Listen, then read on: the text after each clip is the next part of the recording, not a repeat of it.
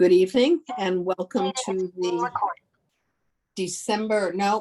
October 19th, 2022 meeting of the Conservation Commission. I'm going to open up I am Ann Jo Jackson, and we will have a roll call of commissioners present. And prior to that, consistent with Chapter 107 of the Acts of 2022, this meeting will be conducted by remote participation. The public may not physically attend this meeting, but every effort will be made to allow the public to view and listen to the meeting in real time and participate when necessary. As usual, please continue checking the posted meeting agenda and the city's calendar for our updated Zoom links and call-in information each week or each meeting. Now do a roll call of the commissioners present. Member Charpentier. Here. Member Cook. Here. Member Gradwell. Here. Member Sargent. Here. Member Sherman. Here. Member Gullah. Here. And Member Jackson. Here. Okay. And I will be acting as chairperson tonight. We're going to start off with the administrative briefing. Chuck, do you have anything under that? I do not have anything this evening. Okay. Then we'll open up the meeting for public comment. This is the opportunity for members of the audience to comment on environmental issues that are not on the agenda tonight. Is there anybody in the audience who wishes to do that? We have 19 attendees present and there are currently no hands up. Okay. In that case, we'll move on to minutes review and approval for the Conservation Commission meeting minutes of October 6th. Has everyone had a chance to look at the minutes? Are we ready to take a vote? If so, I will entertain such a motion. Charpentier moves to approve the minutes of the last meeting on October 6th. Gradwell seconds. Roll call, Member Charpentier. Yes. Member Cook. Yes. Member Gradwell. Yes. Member Sargent. Yes. Member Sherman. Yes. Member Gullah. And Member Jackson. Yes, as amended. Okay, moving on to continued business, RDA 1703 Salt Islands, owned by Salt Island LLC, represented by Nathaniel Stevens and McGregor Legere and Stevens PC, has previously been continued to the December 21st meeting. Next up is NOI 0282859 at 10 Point Road, Salvatore and Nancy Vigorito, represented by John Judd of Gateway Consultants Incorporated. They request to continue to the November 2nd meeting. Do I hear such a motion?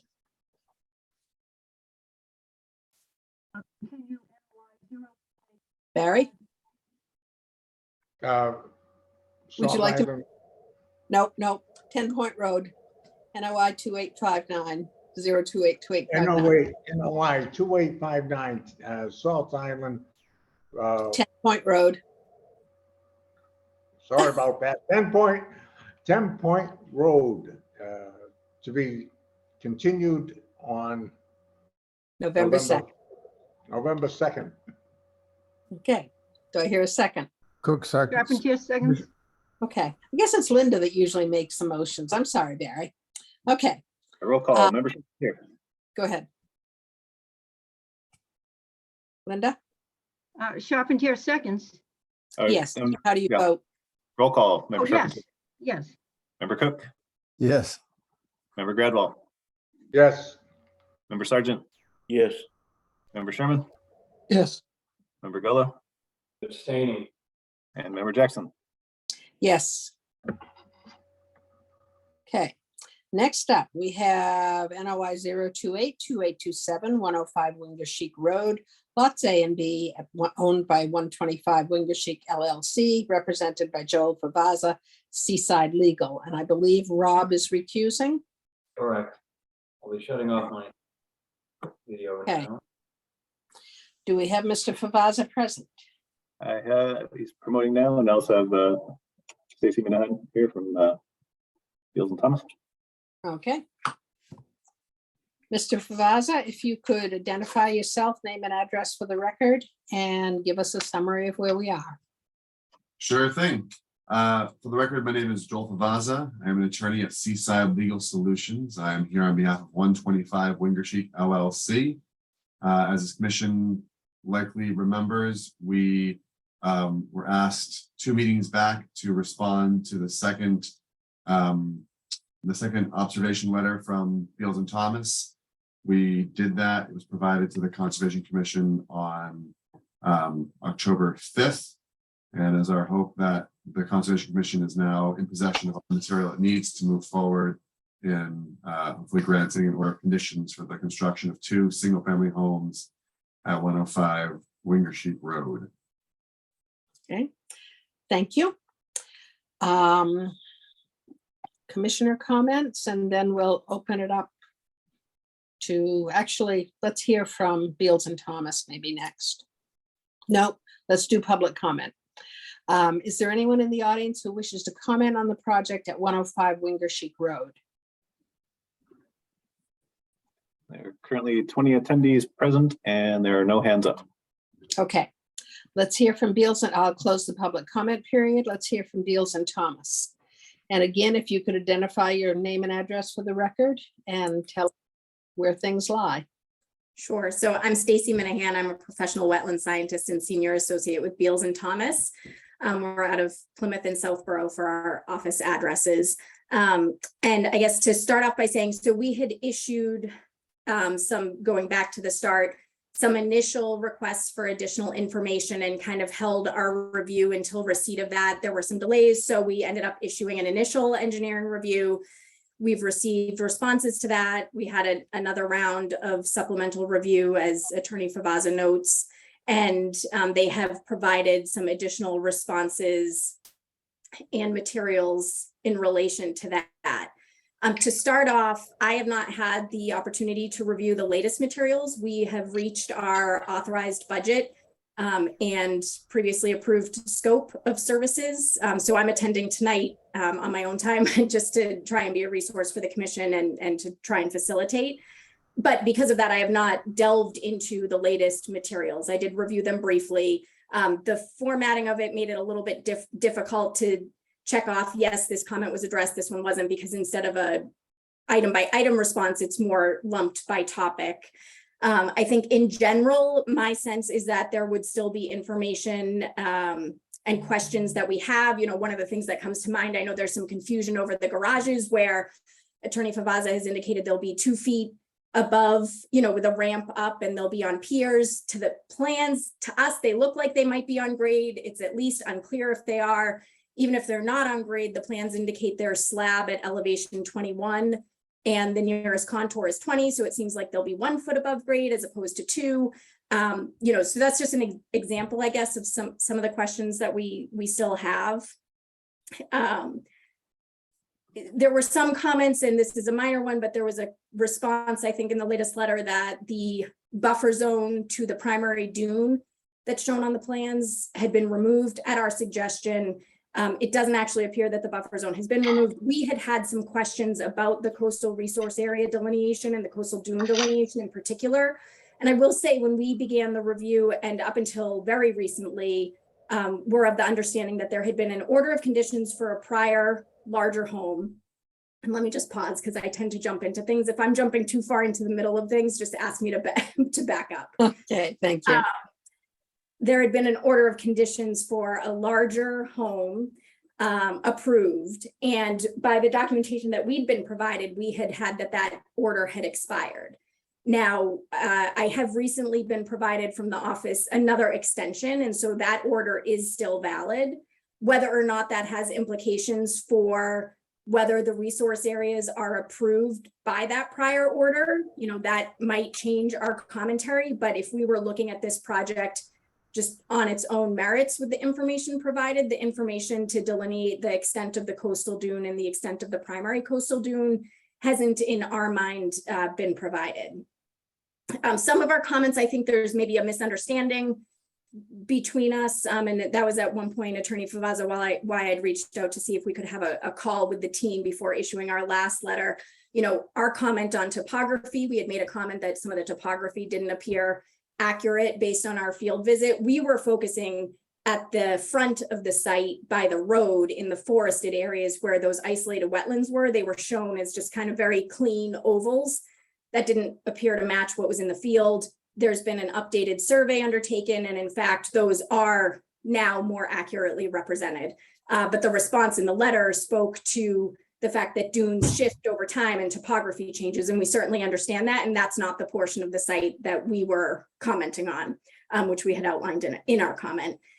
There were things like the sand track driveway. There's a response that there is gravel underneath. There certainly may be. I can tell you, I could not drive my sedan all the way down that driveway without getting stuck in the sand there, which is why we had made the comment that it appears that instead of a gravel road out there, you have a sand track drive right now.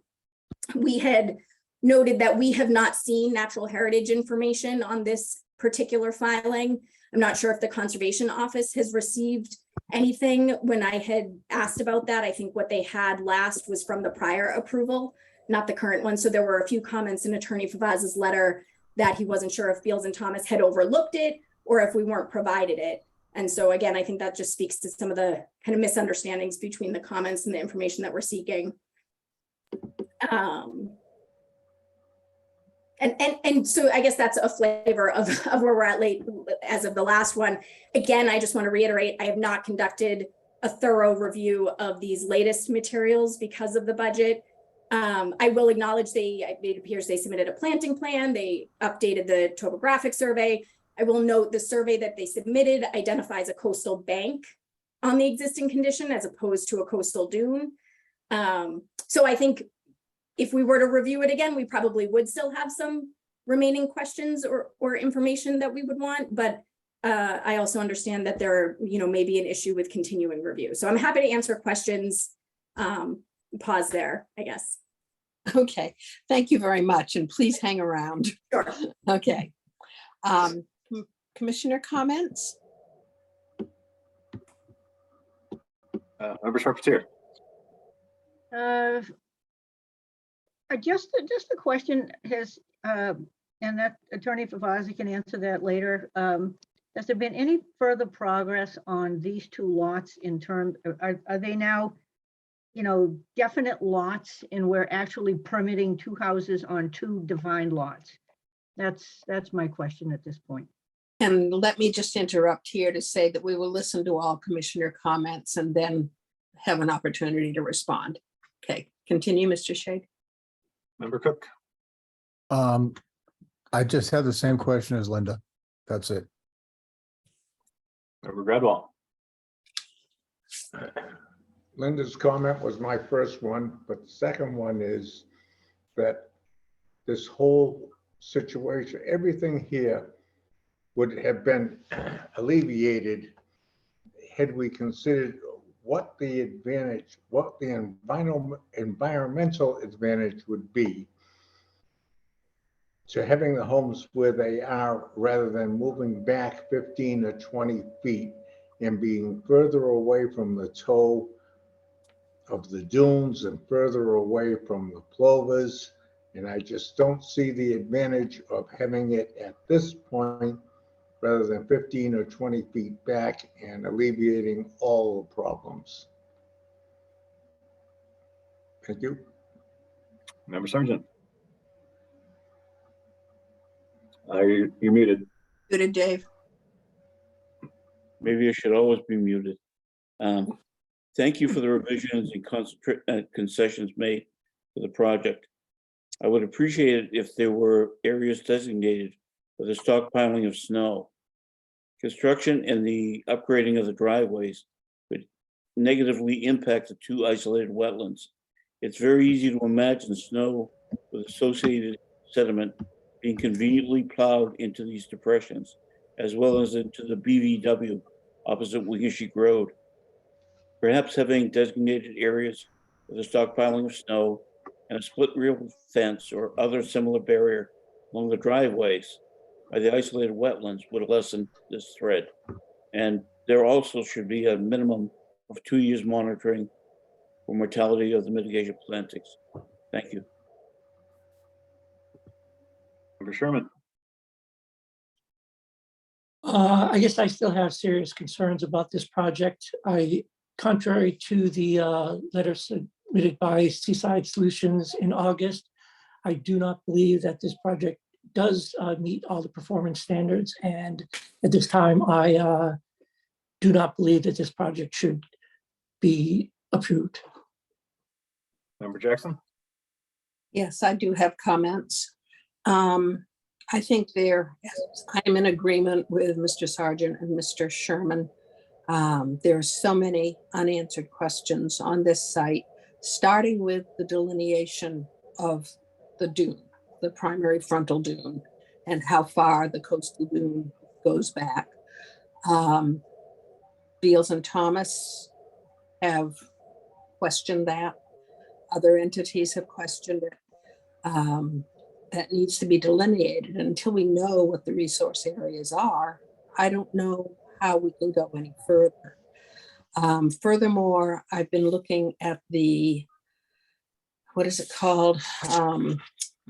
Applying the Massachusetts Coastal Wetlands Regulations. And I would just like to read 2 excerpts, one of which is probably more relevant than the other. New development in primary dunes is unlikely to meet the no adverse standard, even if elevated on open pilings, due to shading and other impacts that disturb the vegetative cover and destabilize the dune, primarily where there is high wind and wave energy.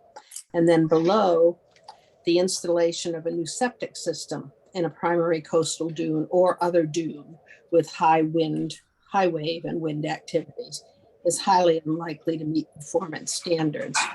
Septic system placement involves site stabilization, i.e. the system is permanently fixed within the ground, which would interfere with the landward or lateral movement of the dune. A new septic system would also impede erosion and destroy vegetation, activities that are not allowed under the performance standards.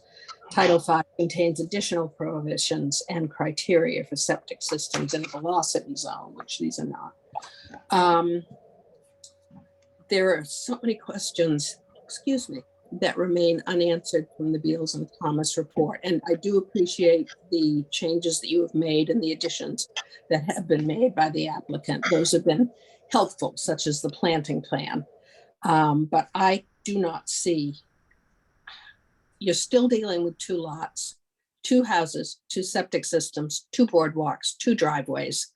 And it hasn't been approved by the Board of Health, which I know you can't get it approved by the Board of Health yet.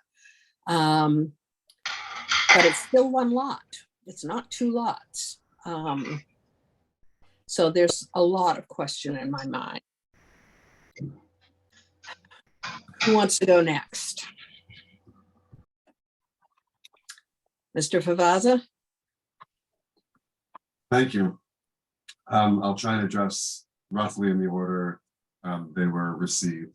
So the first question, are these separate lots? No, they are not separate lots, and it is not uncommon for conservation commissions, including this one, to grant orders conditions that blanket multiple lots. In fact, every subdivision that comes through that requires conservation commission permitting, you give a blanket order of condition that affects all of the lots in the subdivision. And then as those lots peel off, they either have partial releases or they remain subject to the master order. And then when the entire subdivision is created, there is an order of compliance issued that then releases all of the lots. So I'm not sure why there is this continued hangup. This is something that conservation commissions, including this one, do routinely. There's nothing in the local regulations or the state regulations that say you should treat 2 lots under 1 order any differently than you should treat 1 lot under 1 order. So yes, they remain 1 lot. And again, the reason they remain 1 lot is because the existing approval for the much bigger house requires it to remain 1 lot.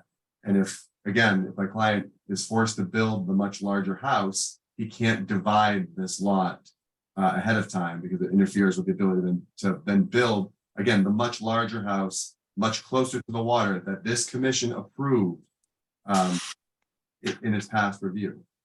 So there remains 1 lot. Again, the moment we get the approval from this board, if we're so lucky, we'll go straight to the planning board, chop these lots up and begin building these 2 smaller houses. But until we are confident that we've gotten through the Conservation Commission process, we cannot jeopardize, again, the much larger house you've already approved, which is right now, the only viable construction project that this commission has authorized on that property. I do have a question to Commissioner Gradwell's question about moving back 15 or 20 feet. This proposal has moved the houses back significantly from where the existing house is, and again, where that much larger house is then permitted. So I'm confused. Are you suggesting that these houses be pushed back further, or are you just trying to verify that these houses are in fact significantly further back than what you've previously approved and further back than what exists currently? I can answer the question once I understand what the question is.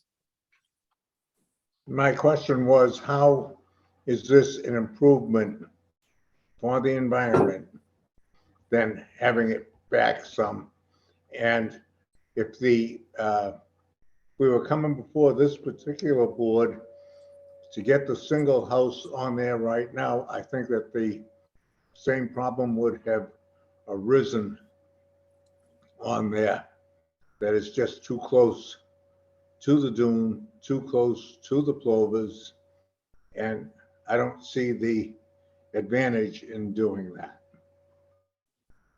Okay, but again, Mr. Gradwell, including you were on this commission for the house that was approved closer to the. Absolutely. Right, and so it's been moved back. That's what I'm saying. It has been moved back, right? The last house, the existing house and the last permitted house were right up on the edge of the primary dune. These houses have been moved back significantly. So it sounds like we've already done what it is you're asking to be done. And For the original house, I agree that this is further back, but nobody here was on the board when that was originally permitted.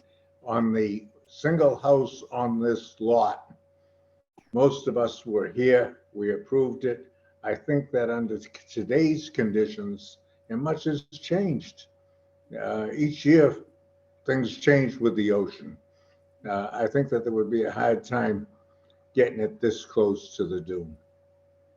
well, that's what I'm saying is that they aren't. These proposed houses before you tonight are nowhere near as close to the dune as that last one or the one that's there currently. So that the request to push them back has been addressed in this filing. The houses have been pushed back considerably from where the last house was proposed. So I'm questioning, are you asking them to be pushed back even further? Let me start. Then your plans to today, yes. Okay, and I guess my other response to that is that the what is it? The Mass Wildlife Division of Fisheries and Wildlife reviewed this plan in specific lens of looking at habitat for endangered species, and they found no trouble with the placement of these houses. They just, again, conditioned it upon making sure that the work wasn't being done during breeding or nesting season, making sure that anything that's found up there is not being disturbed. But again, Mass Wildlife has approved the location of these houses, which are considerably pushed back already from where the last one was. As to why the houses can't go further back, one, this puts them in line with the other houses that are out there currently, the more recent houses that have been constructed. So we're kind of coming back into line with the newer houses out there. Two, we have to cite septic systems, and the septic systems can't be pushed further back with these houses because then they start interfering with the isolated wetlands closer to the road. So the center of the lot is really the sweet spot for developing the houses and their septic systems without, again, being too close to the dune or without getting into the isolated wetlands or the buffer zone to the wetlands that are down by the road. So if we were to push these houses further back, which again would push them further behind any of the other houses that are out there, including the more recently constructed ones, we would then start impacting other wetland resource areas on the the road side of the lot. This really is kind of centered up, trying to account for all of the various wetland interests on site. And like I said, Mass Wildlife looked at this and has not raised an issue with the placement of these structures. They just want to make sure the work being done is not to harm. Moving forward to the rest of the questions, as to Commissioner Sargent's request, we would have no problem adding a condition to any order that was granted that would say a snow stockpiling area that is, obviously sufficiently distanced from the isolated wetland would have to be, placed on the plan and approved by the conservation agent prior to construction. If you want to have some rail post fencing to make sure that a plow isn't tempted in the dead of night to do a quick dump and put snow where it's not supposed to go, those are all totally acceptable conditions that we would take to help get us over the finish line. We're not looking to have the plows plowing into the wetland resource areas any more than you are, so that would be fine. Again, then some points were brought up as far as the delineation. So this commission should be aware that almost the entirety of what is Coffin Beach out here along Winger Sheep Road has been delineated, and this city and this commission have been using this delineation on, you know, filing after filing after filing out here, project after project, including ones that were recently through this commission within the last, I think, 18 months. There's an established delineation out there as far as where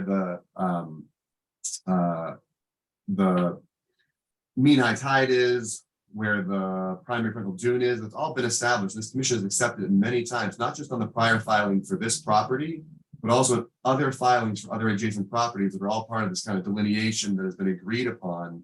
I'm not sure if John Judd is here tonight, but he can certainly speak on that as far as the delineation that's out there. Secondly, per request of B&T and request of this commission, our civil engineer and our wetland scientist both went back out to the site in September to double check. And they came back saying that there were no major errors in delineation. I think as Stacy pointed out, they may have tweaked the shapes of the isolated wetlands down by the road, but these delineations are set. They were set before we filed a year ago. They were just spot checked a month ago and are still correct. And the ones on the shore side are part of a larger delineation the city has routinely accepted as the limits of the dune out there on Winger Sheep Road. So I don't think it's fair to say we need to have this delineated. It's been delineated, it's been accepted, it continues to be accepted by this commission up until this point. And then as far as, excuse me, the Board of Health, there was a comment of the Board of Health. The Board of Health has approved both of these septic systems. So we have, again, this project has zoning board approval, Board of Health approval, planning department approval, engineering department approval, has every approval necessary except for this commission. So the septic systems have been approved. And in tying those septic systems along with the houses themselves, there was this talk about, you know, this being 2 houses, 2 septic systems. Yes, but again, these 2 houses and these 2 septic systems disturb less area than what you have already permitted and will cover less area than what you've already permitted. So although yes, excuse me, it is 2 houses, it is an overall smaller impact to the site. Although yes, it is 2 separate septic systems, it is overall a smaller impact to the site than would otherwise, you know, already been given an okay both by this commission and DEP. So I feel like there's some distraction about the fact that these are separate structures. But if you look at the totality of this project, it is a less impactful project that will cause less disturbance to the site during construction and will have less impervious surface on the site post-construction. So this remains, again, you know, I guess the last one I'll make to Commissioner Sherman's remarks about this not meeting performance standards. I would appreciate if you could elaborate specifically which performance standards he feels are not being met. These projects are modeled after several other homes, not including the one that's permitted on this side already, but this commission has recently permitted several other single-family homes along Winger Sheep Road. And this follows the same program they did as far as constructing on piles, adding a ramp for the garages, doing a 2-to-1 mitigation of native plantings. These are all the same check boxes that were checked off on all the other projects that this commission has approved out on Winger Sheep Road historically and recently. And so I'm concerned that we seem to be getting reviewed in a different way than other similar projects have been reviewed, again, very similarly, including ones by this exact commission. And so again, with all due respect, if Commissioner Sherman can articulate which performance standards are not being met in his eyes, I would, really like to hear that, because I'd like to understand, what we're failing to do here, despite the fact that we are, as far as I can tell, as far as the engineer can tell, as far as the wetland scientist can tell, is identical to what has been acceptable out on Winger Sheep Road for other projects. And I think that's all the questions that have been posed at this point. So I'll stop there. Thank you. And let me take Mr. Sherman off the hook for a minute and just make a brief response before we hear from Beals and Thomas.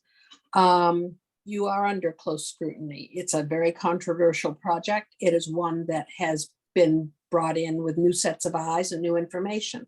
And we are looking at it more closely. And the dune delineations have been questioned by people who know way more than we as commissioners do, at least speaking for myself.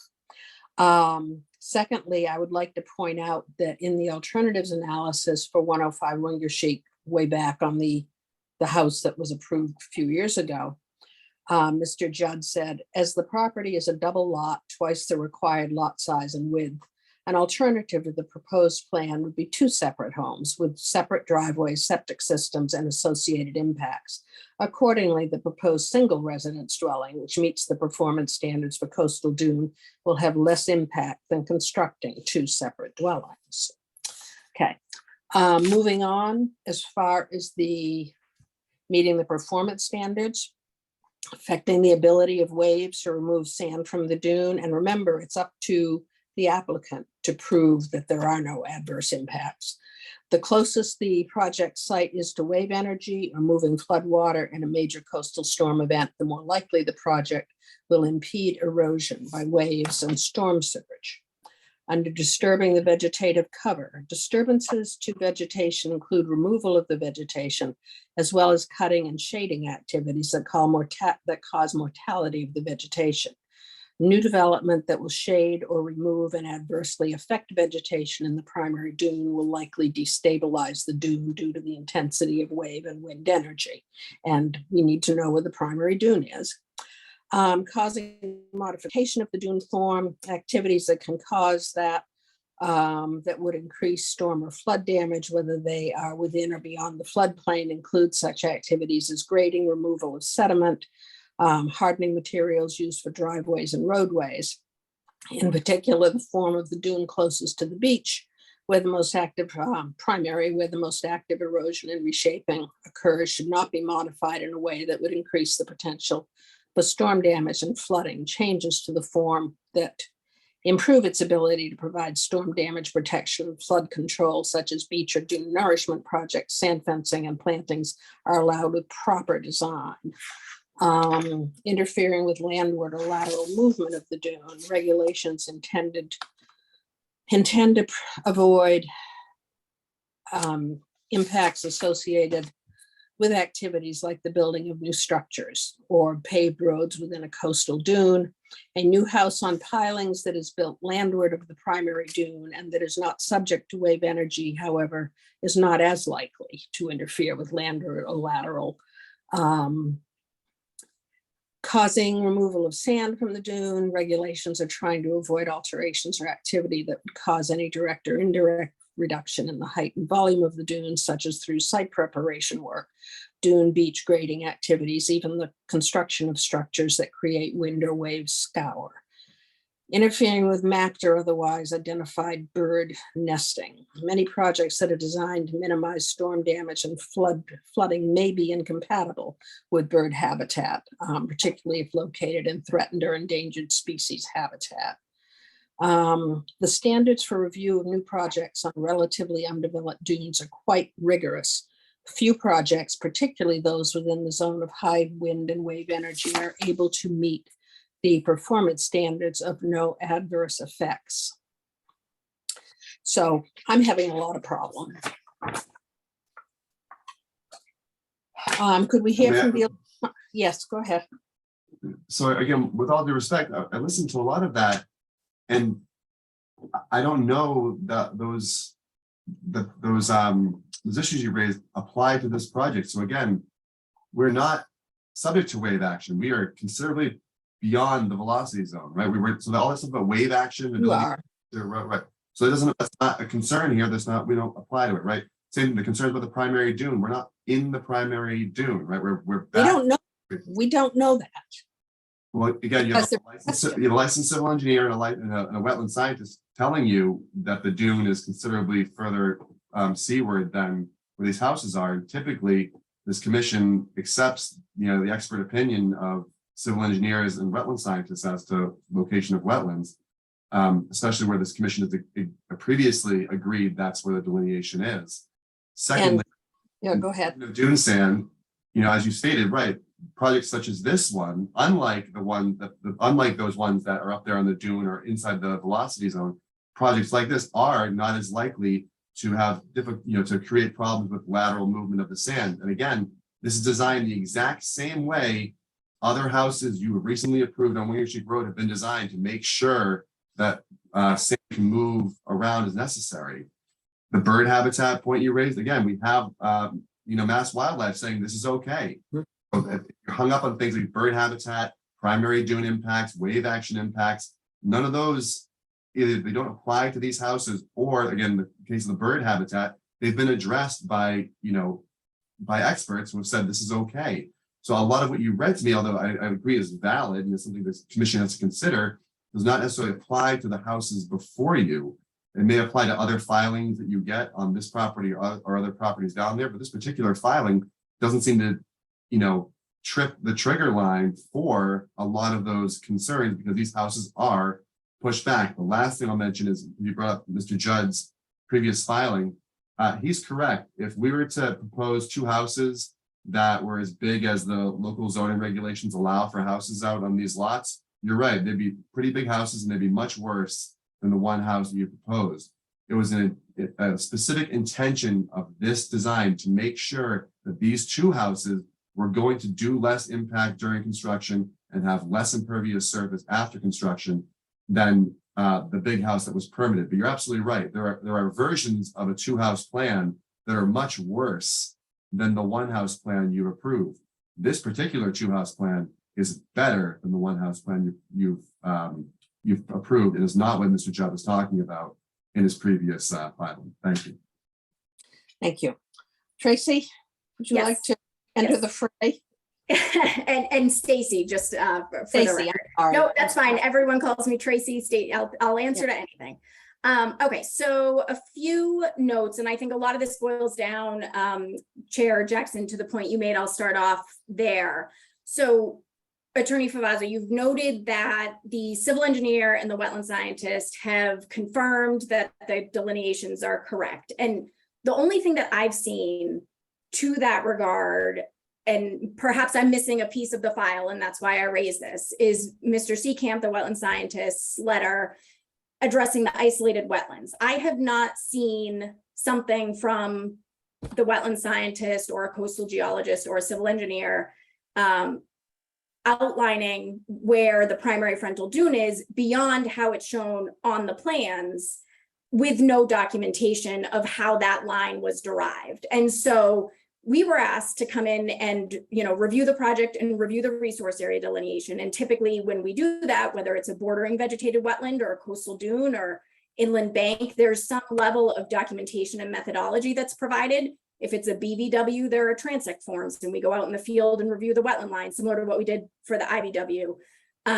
If it's a coastal dune, there's a whole section of the Mass Coastal Manual that speaks to the information that and the methodology for how that's delineated. So that hasn't been provided to us to be able to review the coastal dune delineation and agree or disagree with where the primary frontal dune is shown.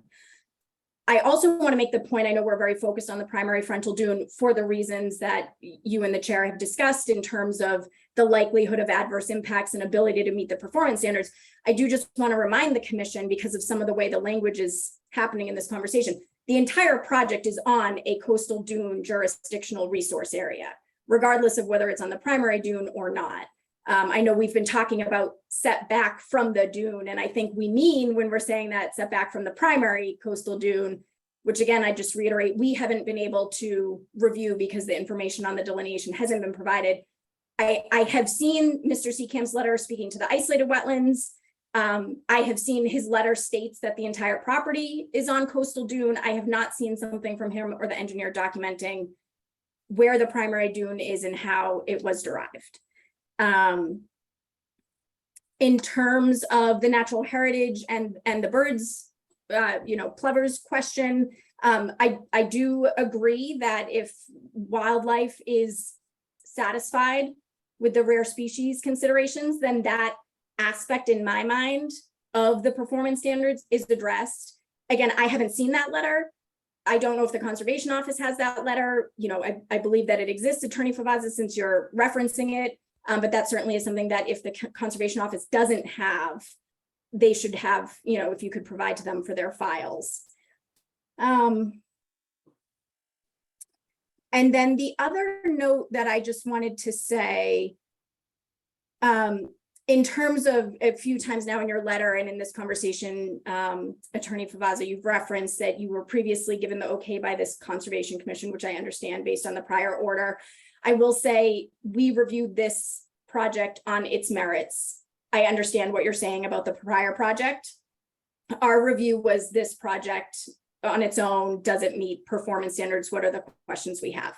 Also, with regard to DEP giving approval, I'm sure the commission is aware, but just for those who may not be, DEP doesn't per se give approval. They might give tacit approval by not appealing a commission's decision. But just because they didn't appeal this existing order the last time doesn't necessarily mean that they approved of the project, or, you know, you have no sense of what level of review the reviewer may have done on the prior approval. So I just wanted to clarify for the administrative record that, you know, my understanding, unless there's another permit, Attorney Favazza, that's been received, is, you know, DEP did not review this project and issue a permit or issue approval. It's just that they did not appeal the commission's order that was issued for the prior home, or for the previously approved home. Thank you very much, Stacy. At this point, I'd like to hear from Chuck. Yeah, so I kind of went back and reviewed some of the initial meetings. And a lot of the concern at that point revolved around the delineation of the primary dune. And that's what led to Beals and Thomas being brought on for the peer review. And as far as I know, there's been no additional information provided that explains how the dune was delineated, if there was any methodology. Other folks I've talked to also question, basically saying we really need to have a true delineation of the dune per the coastal manual, because without that, we don't really know the true boundaries of the resource areas. And until we know the resource area limits, we can't even begin to look and address whether or not the performance standards are being met. So I think, we've spent all this time, and Beals and Thomas has spent a lot of time, and I think we are still back at the same issue where we started when we first talked about this, looking at those meetings. And Beals and Thomas has also brought up several other areas that I think really drawn to question whether or not the performance standards can be met. There's definitely areas on the plan where it shows the elevated house at 21 feet, but it looks like the dune as delineated underneath it is at least 22 feet in one corner of one house. I'm not sure if that dune is different now, but the way it appears, there's not a 2-foot clearance for a section of that. I do have questions about the level of vegetation that's going to be removed under both the houses in perpetuity and the new roadway. There's been proposed netting to help stop the sand, but that's very different than having vegetation that actually roots the sand and binds the sand together. I also have questions about the fill that's going to be put under the one house to elevate the roadway. I can't see, that's got to be hardened in some way, I imagine, to maintain its shape and ability to have vehicles driving on it. That's going to act very differently than a loose sand dune in that area. I can't see how that's not going to affect the movement of the sand. Again, it's up to the applicant to prove that there's going to be no adverse effects. Without even having delineation of the resource that we can rely on, I don't know that we can even address those. Yeah. Okay. Madam Co-Chair, if I may, Yes. Mr. Favazza had asked me to address my concerns regarding firm performance standards, but I think both you and Mr. Shade have done that quite well in your remarks. I would like to point out one thing regarding the delineation. In Seaside's letter dated, I believe, October 4th, there was a question about B&T's page 6, note 8. I believe there might be a little typo or a missing word here, but it says affecting the ability of waves to remove, I'm sure it's sand, it's supposed to be to and from the dune. And the comment here is, as indicated above, the land subject to coastal storm flowage and FEMA floodplain delineations are correct. It is unreasonable to ask my client to try to predict where those lines may be in the future. And or to design the project along the lines of such a hypothetical future delineation. I may agree with Mr. Favazza that it's unreasonable to ask his client, but I think as a commission, we must consider future delineations. If I may read from General Law Part 1, Title 3, Chapter 30, Section 61.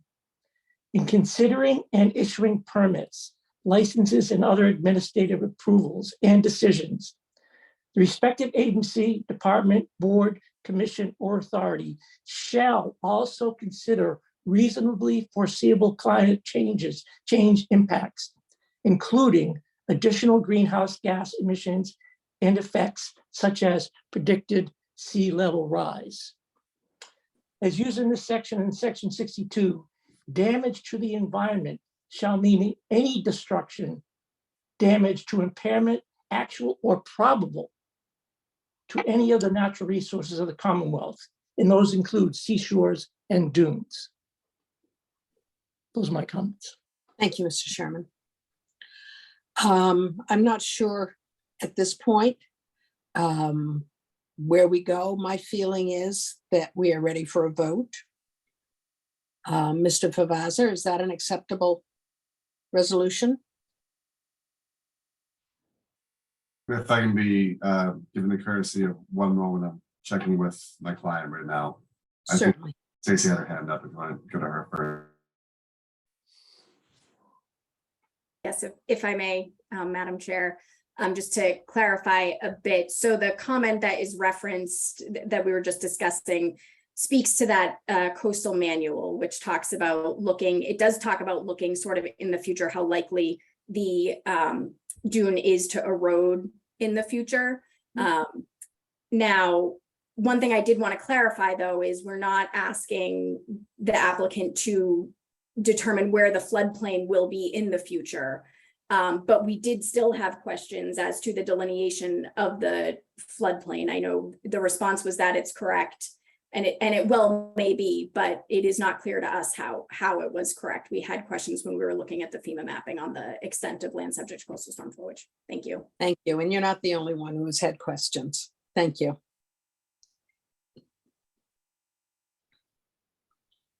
If I may, Is- Madam Chair. Okay. Sure. You- So I just super quickly, the FEMA floodplain, it's again, it's both the accepted delineation out on Wingersheek, and it's also literally the FEMA flood layers that you can get both from the federal and state government. You apply those to the site and it shows you, where it lands, and that all lines up. So we match the federal layers, we match the state layers, we match the accepted local layers. So that's how we got the FEMA in part. Nevertheless, although we've been talking about delineation, tonight, the response I'm getting tonight, to me, sounds different than the response I've gotten previously. I believe, for the whole reason we sent the engineer and the wetland scientist back out there was to confirm things were correct. What I'm hearing now is what this commission wants is like fresh flagging. It sounds like fresh flagging and we can do whatever level of delineation this commission wants, we can do. We came here tonight thinking we had done what had been asked of us. And if, we or I misunderstood what had been asked, which we thought we solved by sending the engineer and the scientist back out, we can go, do an ad hoc fresh delineation particular only to this property as to location of primary dune, etc. And, we can come back with that delineation. And obviously, if for some reason, despite, what our belief is, the thing is moved or is not where we're indicating it on the plans, then we'll have to address that. But if we come back and say, hey, listen, we've gone through them and we can work with, the SOP that Stacy wants to give us as far as what they're looking for specifically, we can do that. But if it comes back and say, yeah, turns out the primary dune is kind of where we've been showing it, we would hope that at that point, this commission would accept, the delineation on site. We have to get to some point where you trust the plan submitted, and we're happy to do as much homework as necessary to get you to the point where you trust the plan that's submitted. And then as, Mr. Shade indicated, you can then do your analysis. But as he indicated tonight, I don't think that's right for a vote. If, as he says, you aren't confident where the delineation is, how can you apply the standards you are to apply? We have to at least get you the delineation you're looking for, so you can then apply the standards accurately to the site. And if you give us that opportunity, again, we will go do this. We just thought we had done the homework necessary prior to tonight's meeting.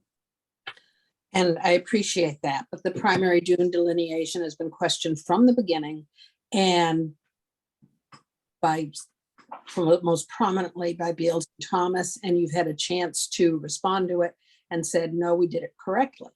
So, we can keep giving you chances, but it needs to have some kind of a resolution. We do not feel, at least speaking for myself, that it is a resolved question.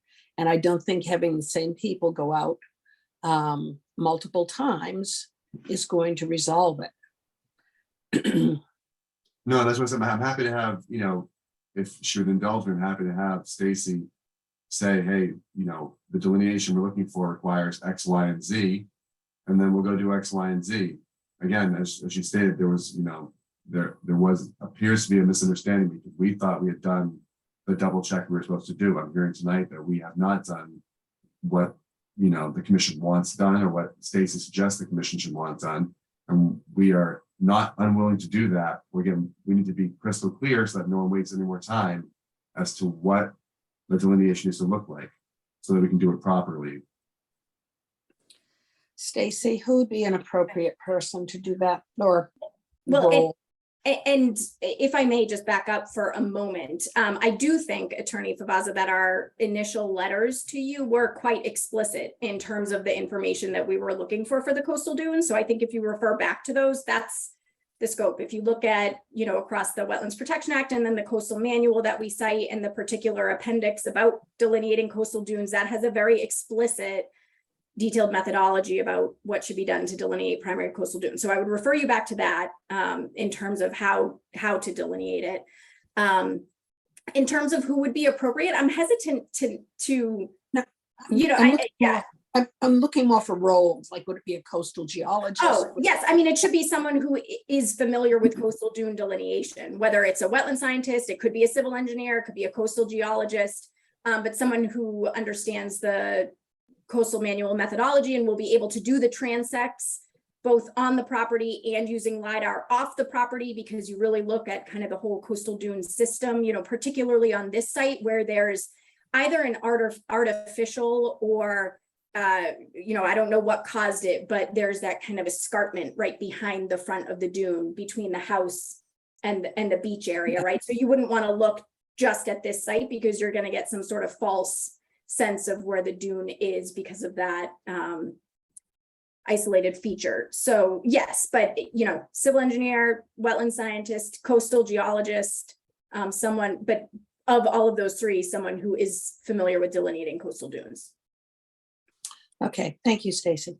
Yep, and just one other thing as well, and I think this is a point, if the review does move forward or, depending on what the commission's pleasure is, I would suggest that we have a meeting perhaps with the agent and the applicant to go through and make sure our comments are clear, because there still seems to be some misunderstanding about our FEMA comment. We were looking at the FEMA mapping that you referenced, Attorney Favazza, and we're just not seeing how you're getting the flood line that you're getting. So it might be something that instead of just going back and forth with written comments, depending on what happens after this hearing, obviously.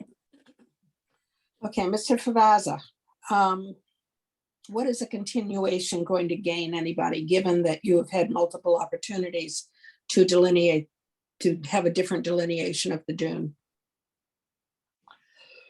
All due respect, it would give us the opportunity to provide the delineation that Stacy is discussing tonight.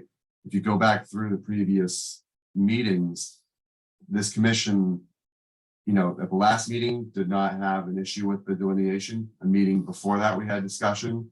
Again, it was again, the B&T had asked for some things to be checked, but there was nothing that indicated that we needed another set of people to go out there. So if you don't want the existing people who have already done the delineation to do it, we can agree to have a third party, which would not be B&T, which would not be the team we have now. We can hire a separate,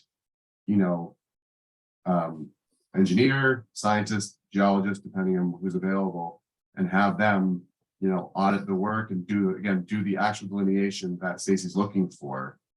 But that's not been done because, again, historically, and again, one of the cool things about us being on Zoom is, we've got 2 years with the Concom meetings for both this project and other projects on Wingersheik. And what we've provided you has historically been more than adequate for this commission. This is all new territory. You've never required this, both on this site or other Wingersheik properties, this level of, intensive review. And so you have to give us some leeway in that we were doing the things that are normally accepted by this commission, normally approved by this commission, and kind of going along that mode. Tonight, as you stated, we are under, apparently more intense scrutiny than other projects would be.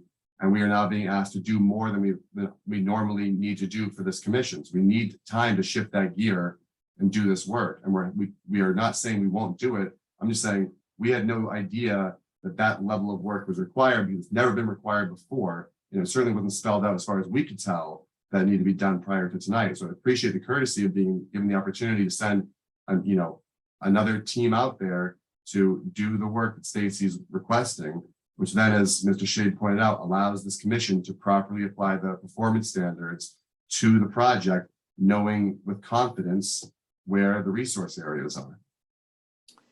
Okay. When do you think this could be done? And Madam Chair, if I may, just Yes, very please. quickly, I want to make sure that something is not misconstrued. I don't want you to misconstrue that I'm saying it needs to be a different team. We just need the information that we outlined in our letter that is necessary to delineate the dune. So if that's the team that you have now and they say to you, yes, we can do that and we can do it appropriately, I don't mean to suggest that you should hire who you think is appropriate to address the needs to delineate the coastal dune. You want the backup data. I understand that. That's Yep. perfectly fine. To answer your question, Madam Chair, although I see Dave has his hand up, 6 weeks, we need to go out, probably 3 meetings from now, skip 2, come back on the 3rd meeting. And would you be willing to invest in further conversation with Beals and Thomas? Yes, at this point, it's necessary.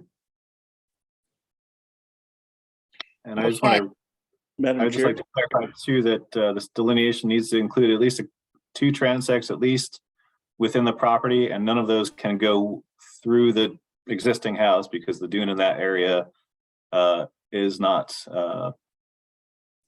without altered characteristic, so at least 2 on either side of the house, and then as Beals and Thomas is requesting possibly some lighter additional transects beyond the property would be appropriate.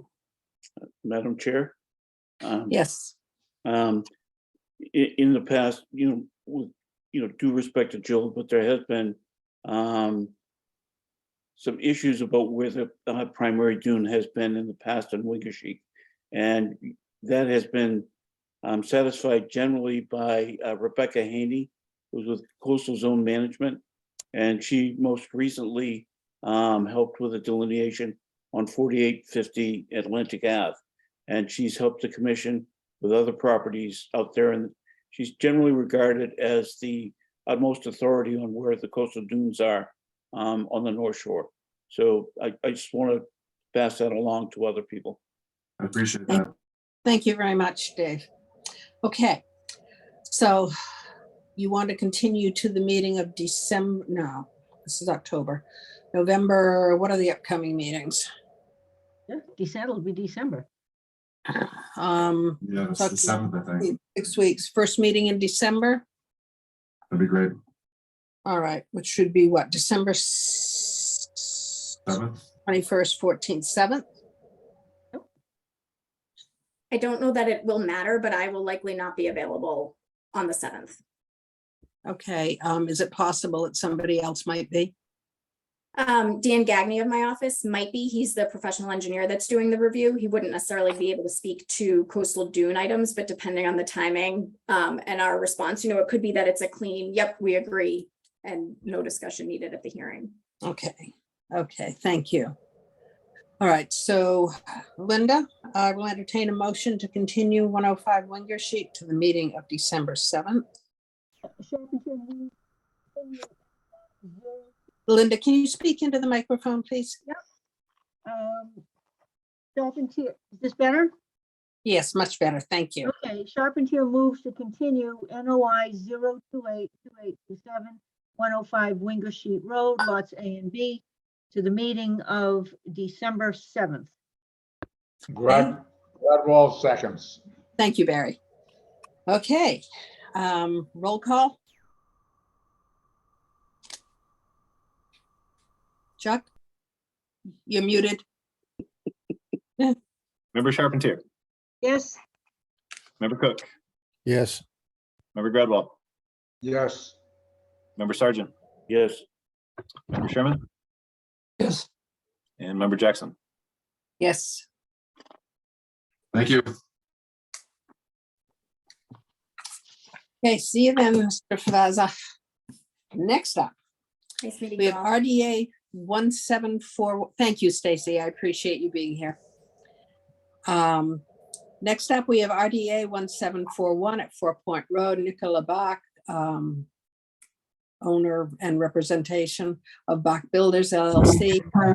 To replace decking and railings on existing rear deck within buffer zone and land subject to coastal storm flowage. Do we have Ms. Bach here? I do not see her. Yeah, not seeing her in the attendee. Can show you, I did make a site visit out there the other day. So the picture on the right here is the original house or the original deck. And then over here is what has been redone. And there's some additional gravel and stuff down here, but all pervious. All the grass has grown back in and around it, so it all looks I guess fairly set in.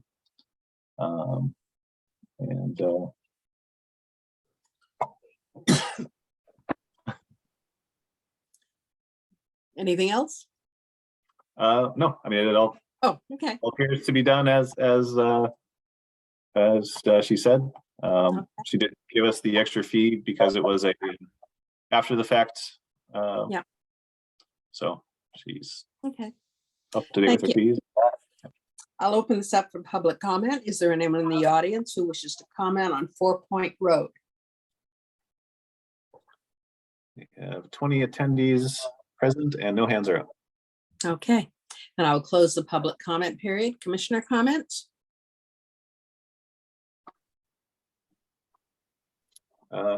Member Charpentier, no comment. Member Cook, no comments. Member Gradwell, no comment on this.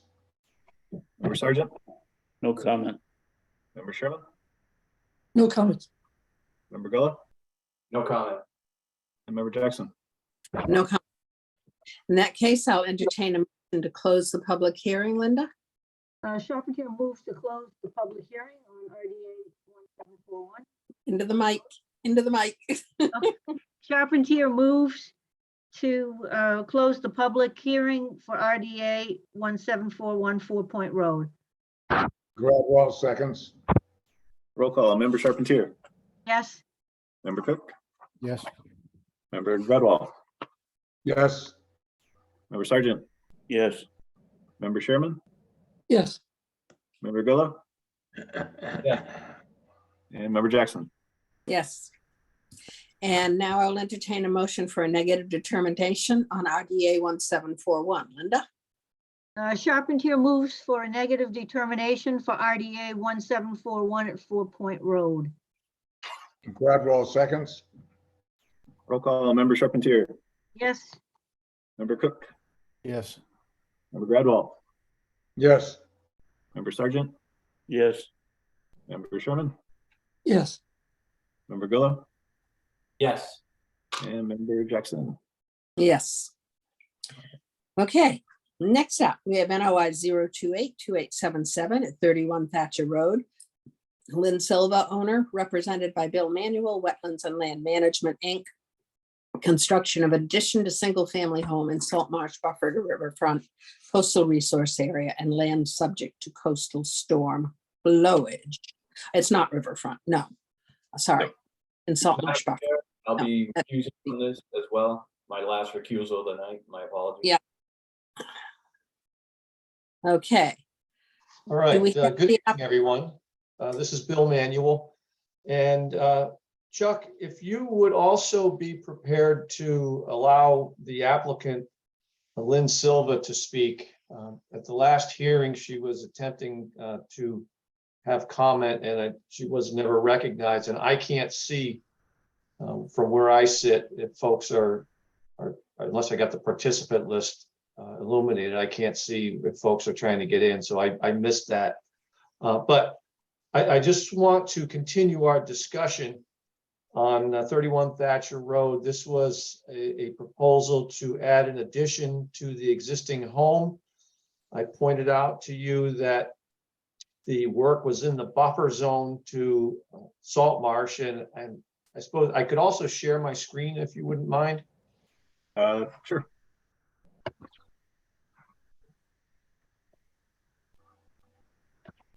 But I just put a little color on this to make it a little easier for folks to see.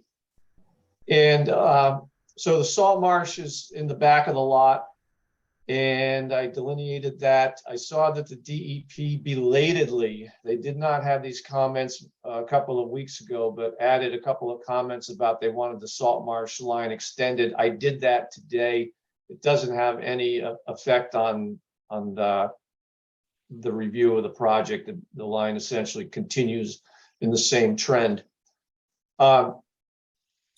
There is land subject to coastal storm flowage in an AE zone, which extends to elevation 16, which is this red line that I have highlighted. So you can see here is the existing home. It has a bituminous driveway, and then there's a gravel driveway on this side. And this is the addition. It will have a covered front porch, and it will have uncovered decks in the rear of the property. I have accounted for all that impervious surface in the impervious area buffer zone calculations over here. And we have appropriate mitigation. I'll speak about that in just a few minutes.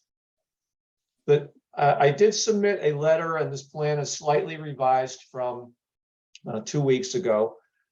And the letter dated October 12th, the first several paragraphs were basically what Lynn Silva wanted to say to you a couple of weeks ago. And that is that, and I wasn't specific, sometimes I don't like to, introduce the personal side of things, but this is where her mother lives. This is where she grew up. Her folks have owned this property for over 46 years. And Lynn will speak to this later.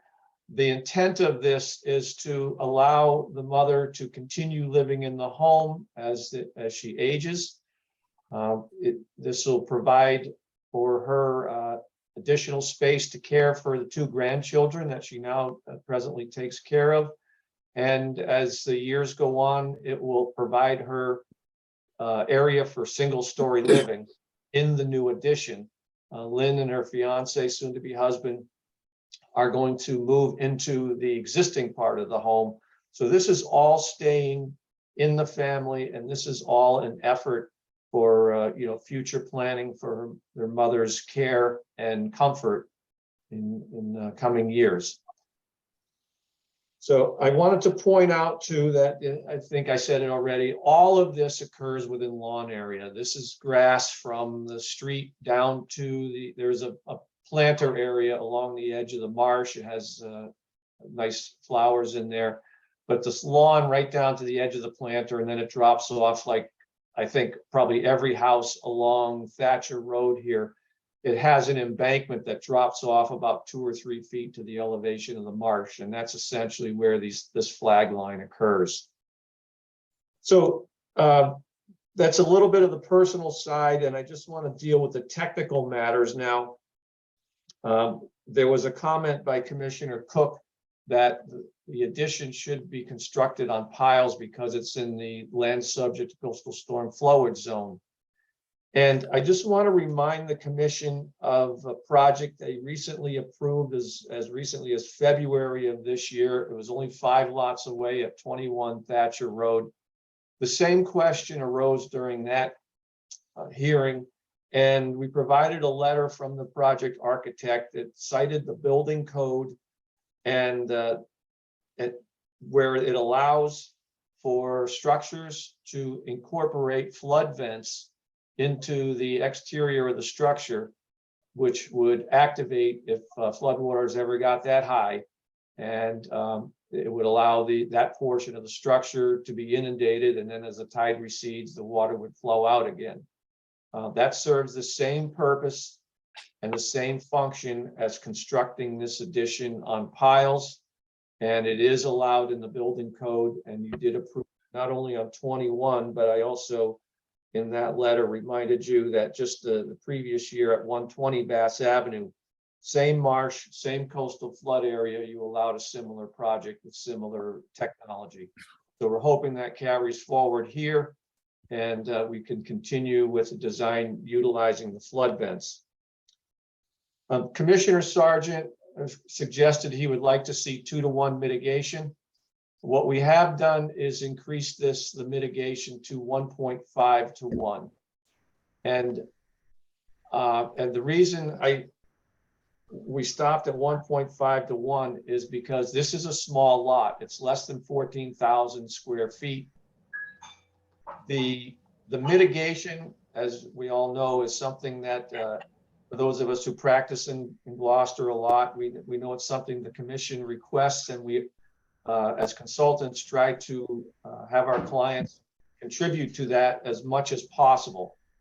The number's been 1 to 1, 1.5 to 1, 2 to 1. Sometimes we attack invasive species, sometimes we do some other improvement, but we try to provide the greatest amount of mitigation that's possible.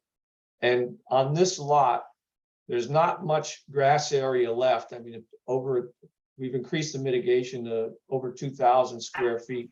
And we think that's a rather large contribution to your effort to try to improve the environment lot by lot. And we're hopeful that you'll see the gesture of improving or increasing by another several hundred square feet, that could satisfy your criteria and your preference for mitigation.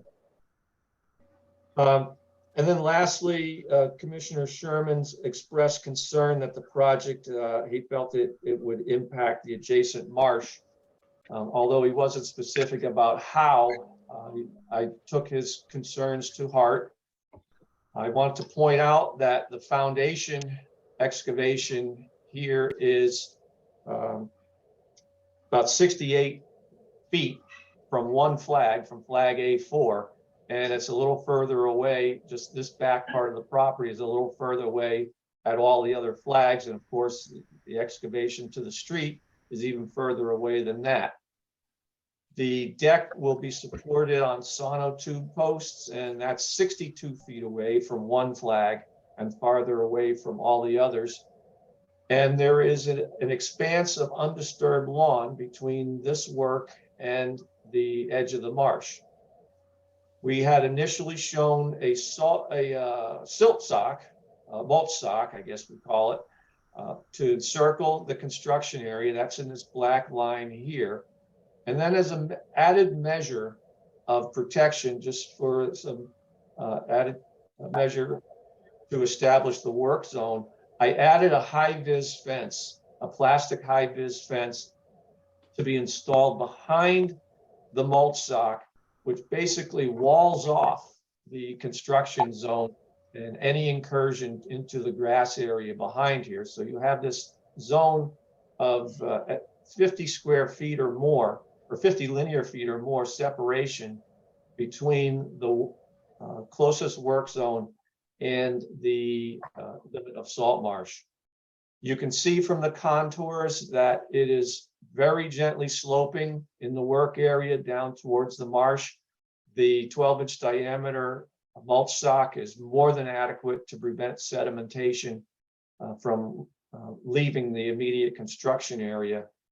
And again, with the high-vis fence really cordoning off the work area, I think this is, the commission can have high confidence that that separation and this level of construction control would prevent any impact to the adjacent marsh. And we hope you see it that way. That's the extent of my comments. I know the applicant, Lynn Silva, wanted to just say a few things. And so if you could indulge and allow Lynn to speak, that'd be greatly appreciated. And I'll stop the share. Chuck, can you do that? Yep. They are provided now. You guys are muted. Sorry Lynn about that. Orlando? Hi. Hi. Could Hi. you just name and address for the record, please? My first name is Lynn Silva and 31 Thatcher Road. My name is Thank you. Orlando Severino, also at 31 Thatcher Road. I'm also taking care of my mom at 5 Haven Terrace. Okay, thank you very much. What would you like to say? Oh, just thank you for the time. So the meeting that was 2 weeks ago, we definitely tried to raise our hand just to speak on some of the issues that were being said. This Just lost you. Lynn, we just lost you. Lynn, you're somehow muted.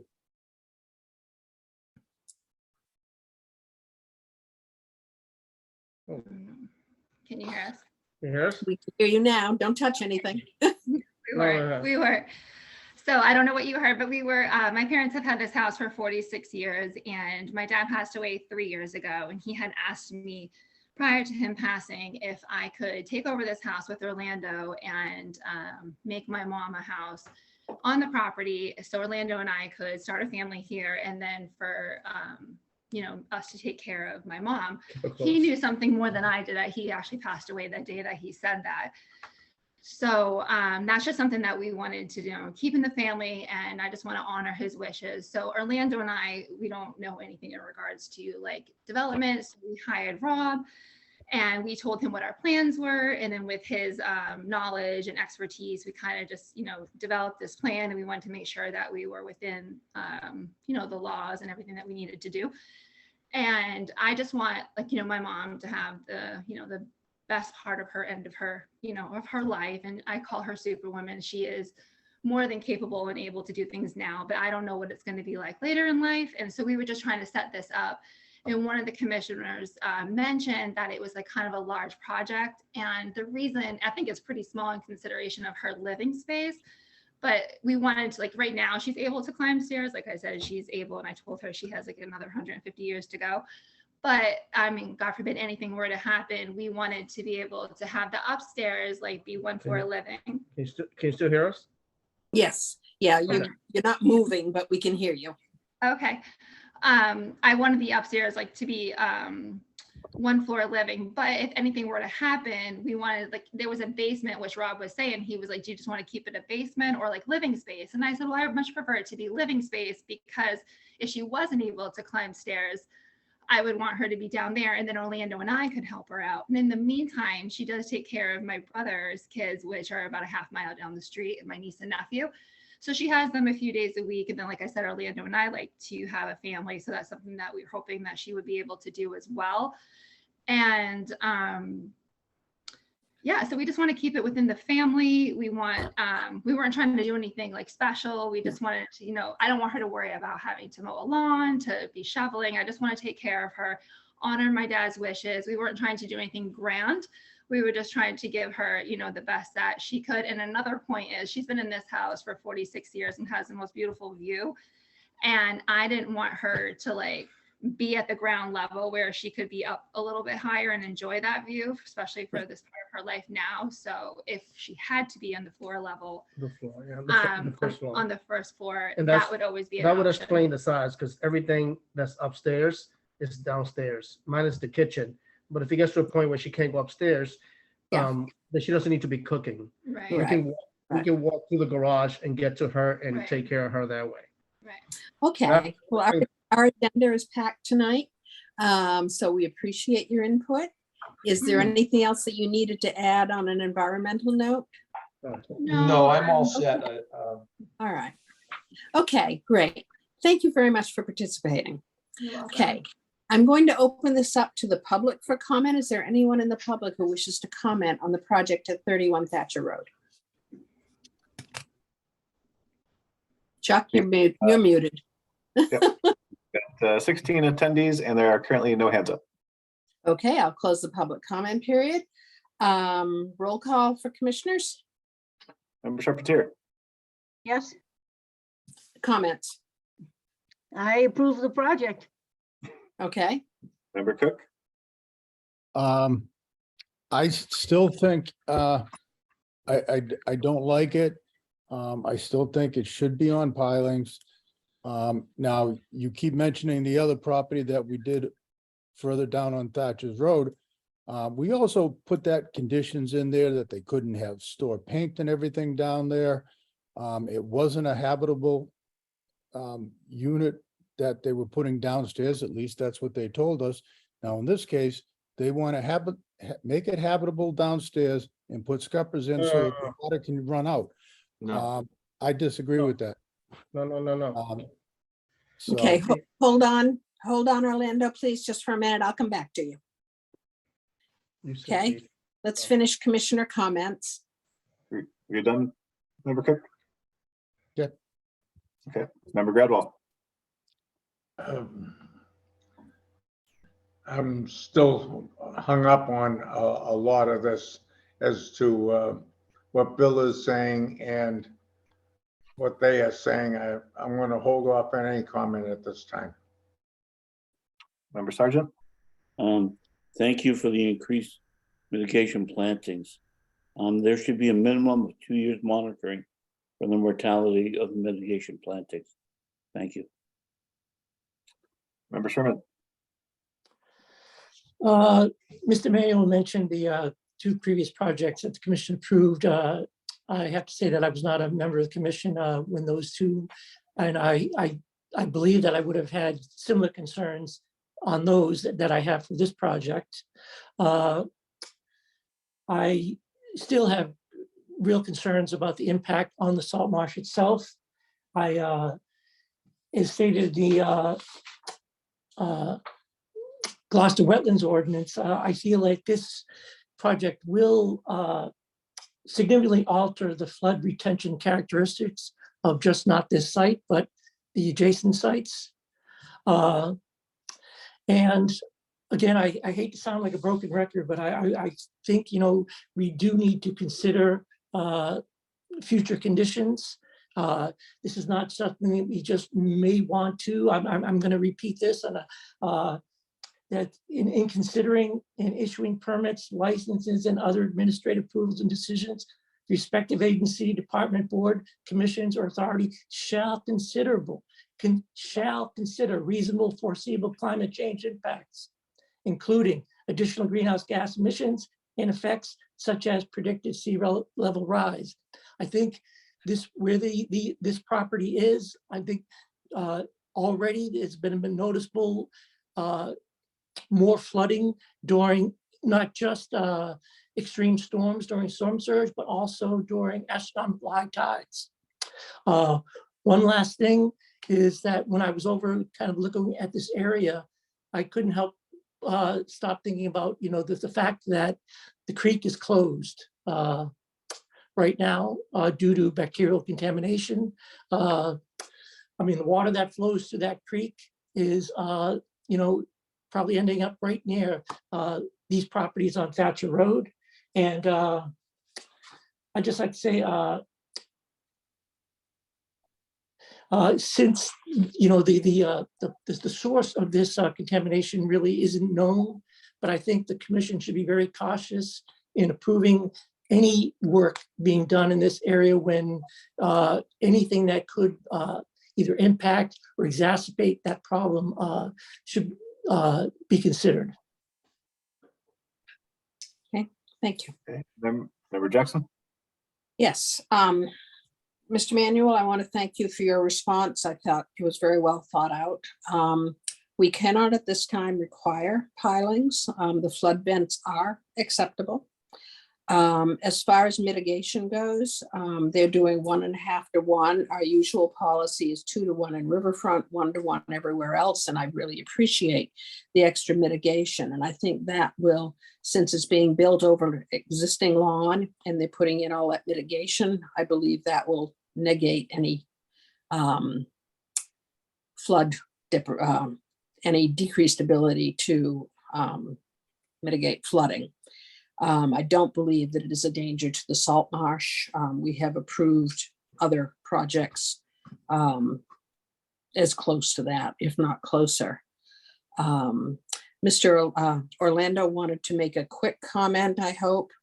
Would you like to clarify something, Mr. Orlando? Just wanted to clarify, she has said basement for her mom. She means the first level. Okay. That goes on the street. Okay. So we're not asking for a finished basement. Right. Yeah, okay, all right, thank you, thank you. Okay, then I think we're probably ready for a vote unless, oh, Chuck, I wanted to get your input. Yeah, I think the mitigation is more than the 1 to 1 that we'd normally require in this area, being not in the riverfront. I guess there is some concern about the floodwater, but I trust Bill's the use of the floodgates. That's a bit beyond my technical understanding, but I know it's been approved on previous projects before. So I guess that being said, making a lot of that lawn area into native plantings, I think definitely helps create more of a buffer for anything coming off that site before it hits the salt marsh. Okay, thank you. Right, and I just want to point out that the flood vents is not my technology. That comes from the state building code, as Chairman Jackson said, as in one method for when a portion of a structure is in the coastal flood zone. Yes, but as I just pointed out, the last one where we approved something like this, we also turned around and said, there was no storage of paint, chemicals, anything like that in there. And then we ran on to a thing, how are we going to monitor that? Because it's something that we can't monitor. But that was a condition as part of the order of conditions. There was no storage of any liquids or anything in the basement. And Mr. And I Manuel, don't think that's inappropriate here. Yeah. It's not it's a residential unit, so I don't think that's out of the question. If the commission were so inclined, that would be an acceptable condition. okay, I think that would be included. Okay, I think unless anyone has any questions or comments, we're ready for a vote. Linda, would you like to close the public hearing? You're muted.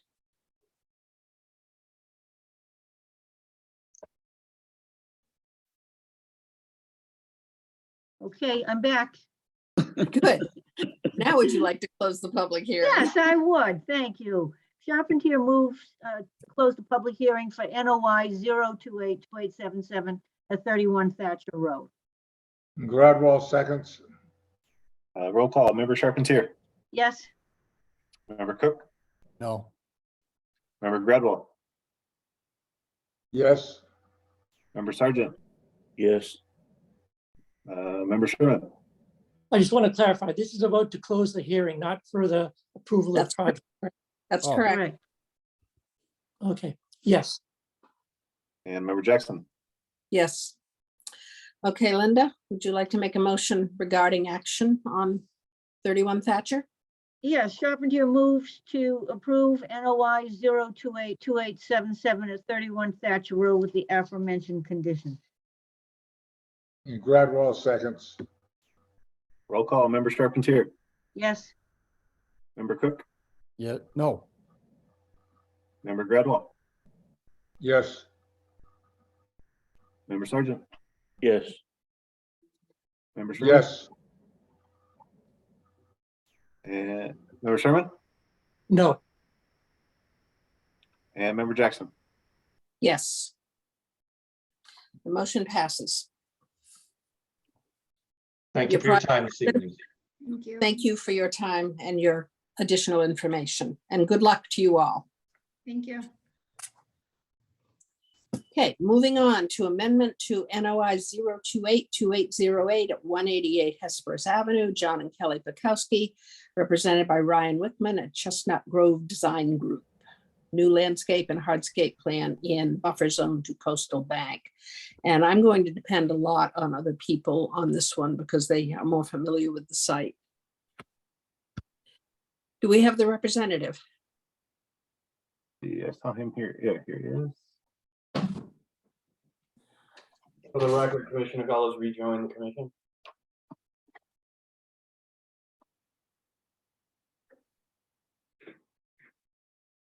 Good evening, members. Can you hear me? We can. Okay, perfect. So my name is Ryan Wickman from Chestnut Grove Design Group, and I represent John and Kelly Bukowski at 188 Hesperus Avenue. And again, our request for amendment from last meeting we got moved to this meeting, and we were able to meet with Devin from the Conservation Commission office, as well as, I think, let's see, Member Gradwell and Member Sargent as well.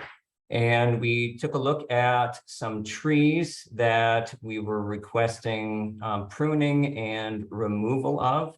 What we did was, for this amendment for this meeting, we removed some trees that were from the neighbors' properties, and that's something that we will move ahead with at a later date, not far from now, but that will deal with more, I think, with Chuck and with the neighbors as well, to get approval for hazardous trees from the report that was sent into the commission. Currently, is it blurry for everybody or just me, this screen that Chuck is sharing? We can all see it. Oh, okay. Okay, it's getting clearer. So tonight, what we are requesting is, if you see down the, let's see, it is the southwest corner, so it's like the top left-hand corner of the property. There are 3 trees located there, and I was able to meet with 2 of the members, as I mentioned earlier, to take a look at the trees that were there. And there was a write-up, as I had stated earlier, that was done by Save a Tree. And regarding 2 of these trees, there is one existing tree which is closest to Hesperus Ave. That is an existing Scotch pine, which has a decent amount of rot on that. And it was in the write-up by Save a Tree, looked at as a hazard. And our request is to be able to remove that tree and replace it with 2 trees that would have a DBH of at least 2.5 inches. And I also have, there's 2 other trees there, which they are 2 existing Austrian pines. Those trees, one of them, the lower one, which Chuck's cursor is over right now, that tree, we have a decent amount of pruning that would be done to that. The other tree, there'd be pruning done to both of them. but mainly that lower tree there would possibly need some fertilizing and so forth. But the main issue with that tree was currently from the previous owner, the soil was brought up too high around the base crown of that plant. And it's at least maybe 5 inches or 6 inches above where it needs to be. So we would remediate that soil, bring it back down to where the root flare is and take care of those trees. Again, our goal was to try to save the trees, but our main issue is with that one existing Scotch pine closest to Hesperus Ave.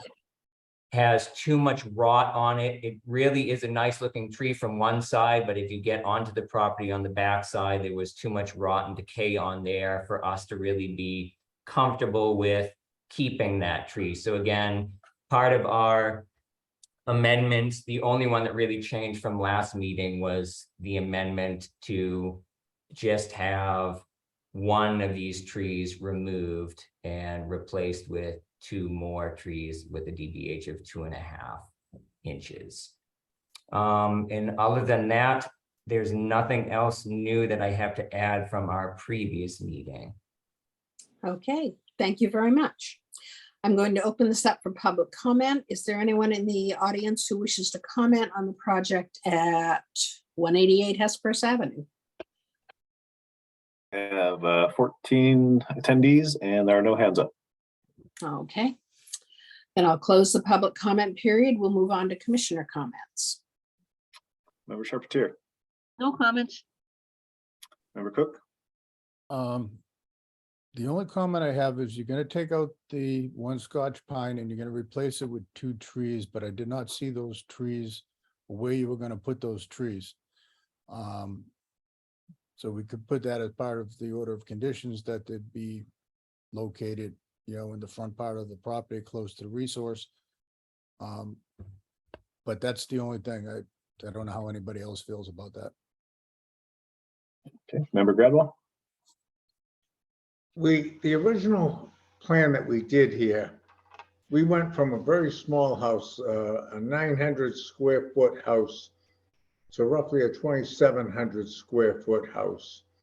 And at that, the only reason that we allowed it is that they were willing to plant garden areas that were much closer. They've moved the garden area that was originally placed there from very up close to all the way back, as far back on the lot as they can. It is not the same situation. Thank you, Chuck, for putting that up. You can see that the garden areas that we did are much different and that's why we allowed a 2,700 square foot house to go in. What they want to do now in replacing all of that lawn, moving the gardens and replacing the lawn with a surface that will drain immediately down to the bedrock underneath versus a lawn which would absorb and slowly release the water. It's a much different situation. You see the garden that was there before, close to the wall on the ocean, has moved entirely to the back part of the lot.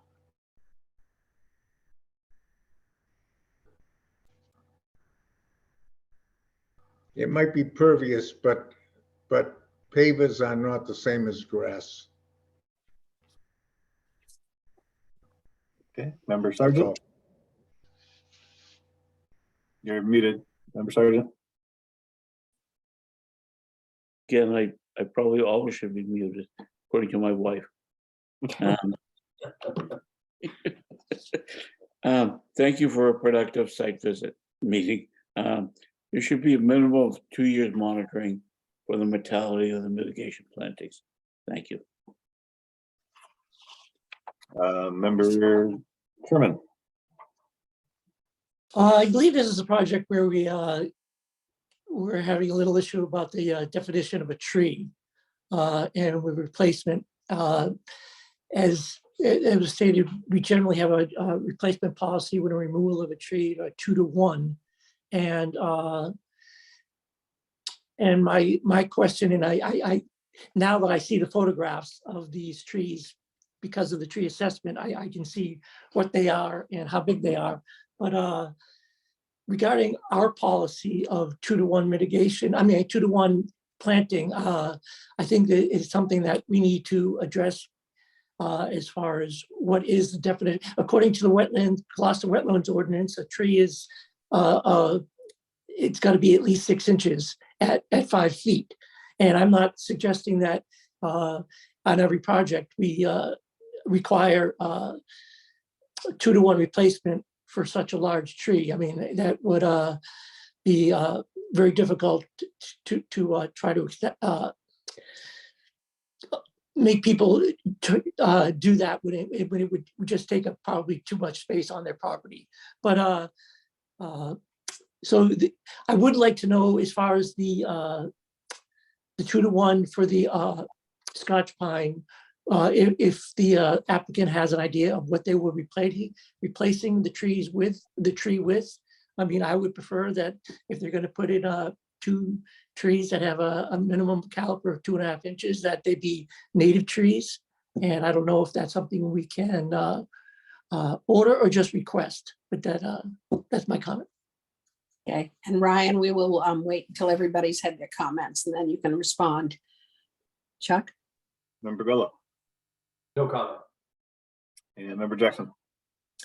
I think in the years that I've been on the commission, replacement trees have generally been around 2.5 inches. So I don't have an issue with that, but I appreciate Mr. Sherman's request for clarity. I was unsettled by the amount of paving added to this. There is a lot of planting, which I do appreciate. But again, I share Mr. Gradwell's concern that it has been moved away from the resource area. That's a little unsettling. So those are my comments. Ryan, is that it? Yes. Okay. Yes.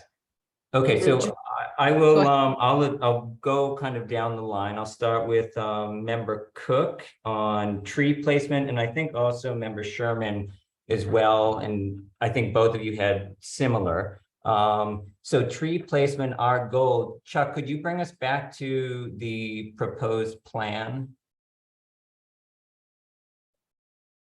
So on the proposed plan, where you see the existing Scotch pine, which is closest to Hesperus Ave, what our goal is to, again, replace with the 2-to-1. We'd be replacing 2 trees within that location. My goal would be to be placing one, say, on the left side and one on the lower right side of that tree. What I'd be looking to replace with is either a Scotch or Austrian pine. So I'm looking to use what we currently have for trees right within that main vicinity there. So that's basically what our goal is with the replacement, right within the same area again as well too. So hopefully that answers 2 of your questions. To go to, let's see, Member Gradwell, about the mitigation planting, and I think Member Jackson as well too. One of the things that we have done, as I had stated last meeting, was we did significantly add to our planting space. I do understand, again, your questions on, I guess, placement of that. As you can see, though, we still do have a decent sized planting bed down next to one of those Austrian pines. So that's in one of the lowest points of the property. If I was standing up on that patio, the grade tapers from let's see, the bottom. So if you're looking at this, it tapers from the bottom side and it works its way down to the low point where those planting beds are near those pines. So our goal is, again, adding, as was requested in the previous plan, it was about 750 square feet, and we've increased that now to it's over 2,000 square feet, which that's on the right side of the plan here for planting space. So one of our main goals here is, again, it does have less lawn space than the previous plan, but we are adding far more plantings to the area as well. You'll get much better absorption from trees and shrubs and ground cover than you would even from lawn. Root systems for trees especially will grow to whatever their canopy width is. So the existing Austrian pines that are there, they have a canopy width of about, say, 25 to 30 feet. With the trees that we'd be planting there, over time, those root systems will grow to a width-wise of 20 to 30 plus feet. So all within that lawn space as well, too. So our aim is to add as much native species into the landscape to also help with, again, the water absorption and all of that. So that's what we're looking to do. And I'm hoping that we can get approval from the members with what we're looking for our plan. One of the pieces to this plan as well, which I have not mentioned at all before, and I'll just mention it briefly, is one of my clients does have MS. And for those board members who were there, her and her husband were both out there at the meeting. She does need help at times getting around, and the plan is with the house, there is also an elevator being put in, and we need to have a surface for her to be able to, once she would be in a wheelchair, to be able to get around the property. And that's one of the main reasons why we've created these patio surfaces, to be able to allow for her to easily get around from one patio space to the next, and then onto the lawn and down to the front of the property. So that's basically where our design has really come from, and where, again, I hope I've answered most of your questions. And I'm not sure, I know one homeowner is on this meeting. If he wanted to make any comments, I'm not sure if he can now at all, but Chuck, I don't know if you've seen his hand raised at all throughout this meeting.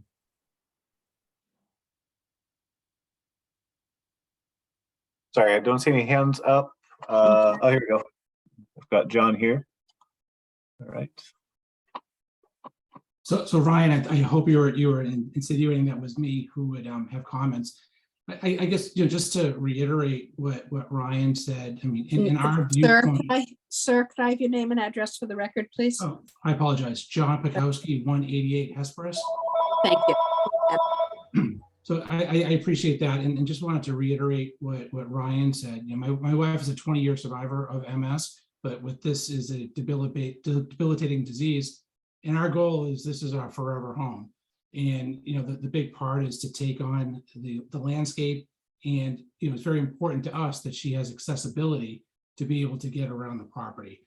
Right now she is mobile, but as Ryan said, we're taking all precautions as this is our forever home. So our hope is that the committee will take that into account when trying to make sure she can navigate the property. Okay, thank you very much, sir. Okay, let me just throw in one comment.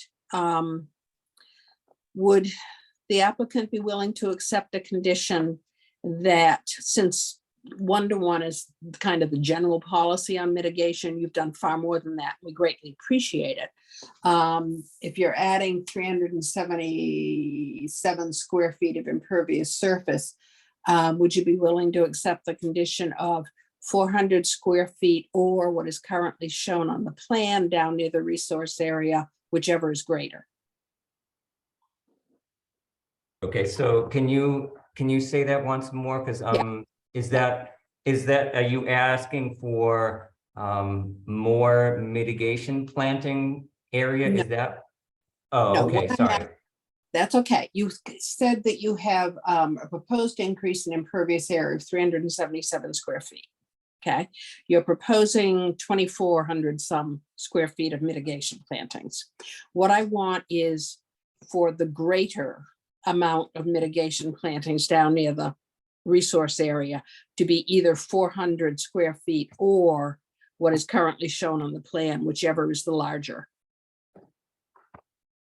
Okay, So- so down, yeah, so Yeah. I would be in, I think what I would probably be most, Chuck, could you go also share on the other plan as well? Yes. Okay, so what you're asking is for like 400 square feet, is that what you said? That's what I'm looking for is basically how many square feet of the mitigation plantings are down there near the resource. I want it to be at least 400, but if it's already more than that, I don't want you to take any away. Yeah, okay, so I don't want to leave the meeting, but I could possibly find it out pretty fast, but I could get back to We can- you with an answer for that. We So, also can just make that a condition, Ryan, if you're willing okay, to accept that as a condition. so I would probably agree to that. I think that would be totally fine for us. Okay, okay. All right, thank you. It looks to me like you've probably already got that, but I don't know, in which case you're fine. Okay. But just don't take anything away down there. Yeah, no, All right. yeah, absolutely not. Okay, all right. All right, Chuck, do you have any input?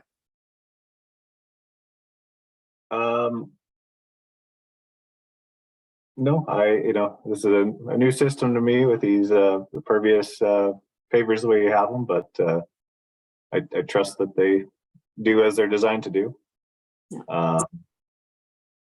Yeah, I do like having that native vegetation down in that low spot there. Having stuff down along that bank will definitely help keep that bank stable. Anything is gonna be better than the grass that's there now. And I think that's why that was like that in the initial plan. So I think, definitely having native stuff, shrubs, trees down along that coastal bank will really help stabilize the area along that bank there. Okay, then I think we're ready to move on. I'll entertain a motion to close the public hearing. Charpentier moves to close the public hearing for the amendment to NOI 0282808 at 188 Hesperus Ave. Gradwell seconds. Roll call, member Charpentier, Yes, member Cook, Yes. member Gradwell, Yes, member Sargent, Yes. member Sherman, Yes, member Gullah, Yes, and member Jackson. Yes. And Linda, a motion to take action on the amendment? yes, Charpentier moves to approve the amendment to NOI 0282808 at 188 Hesperus with the aforementioned conditions. and Gradwell seconds. Roll call, member Charpentier, Yes, member Cook, Yes. member Gradwell, Yes, member Sargent, Yes. member Sherman, yes, member Gullah, abstaining. and member Jackson. Yes. Okay, you are all set. Thank you very much. All right, thank you, members. Thank you, Ryan. Okay, next up, RDA 1742 at 43 Sumner Street. Lauren Sutherland replaced garage with a two-story garage with residents on second floor in buffer zone of ACEC.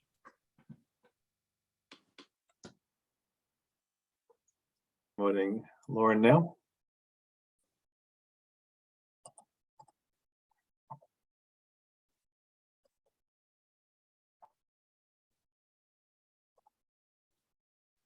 Hi there. Hi, name and address for the record, please, and a brief summary of the project. Lauren Sutherland, Tom Mackey, 43 Sumner Street. So A brief recap on 43 Sumner is that this is a property with an existing single-family home with an existing garage and an existing shed. The existing garage and shed are to be removed, and in their places, we are constructing an addition that will be attached to the existing home. The addition is a full garage on the bottom level, and the top level is living space. I'd like to explain where the ACEC is in relation to the new addition. Starting at the new addition, you first come to our existing driveway. At the end of the driveway is Sumner Street itself, as you can see on the plan. On the other side of the street is a rock wall, and beyond that rock wall is the Sumner Street Cemetery. At the end of the cemetery is another rock wall, and beyond this is the property at lot 240 _ 21. And then after this property is the ACEC, also known as the Marsh. We appeared before this commission on October 6th, 2022. At that time, we were asked to calculate the impervious area of our project that is over the 300-foot line to the ACEC. So we took the square footage of the new addition that is over the line, the 300-foot line, and minus the square footage of the existing garage over the 300-foot line. This equals a proposed impervious area of 68 square feet. And using the 68 square feet of impervious area, we were asked to show a planting plan of new trees, and those calculations are in the upper right-hand side. So as shown in the mitigation notes, we are installing a mix of the following native plants: flowering dogwood and emerald green arborvitae. Our mitigation plan is to plant a line of emerald green arborvitae between our property and lot 240_23, acting as a privacy screen. Among the trees will be the 2 flowering dogwoods. The line of trees will be 50 feet by 10 feet, leading to a planting area of 500 square feet. I'd also like to note that the front yard has 2 existing mature Norway maple trees that were planted in the 1960s that are to remain in place. These trees are quite large given their age, and their limbs almost touch each other. And since the limb span correlates to the root system underneath, you cannot plant additional trees in the front yard. The left side of the property needs to remain open for access to the backyard, and the backyard is where our septic system is. On the planting plan, I have also included a straw wattle represented by the yellow dotted line that will be used for erosion control. I'd now like to provide a little bit of context for this project.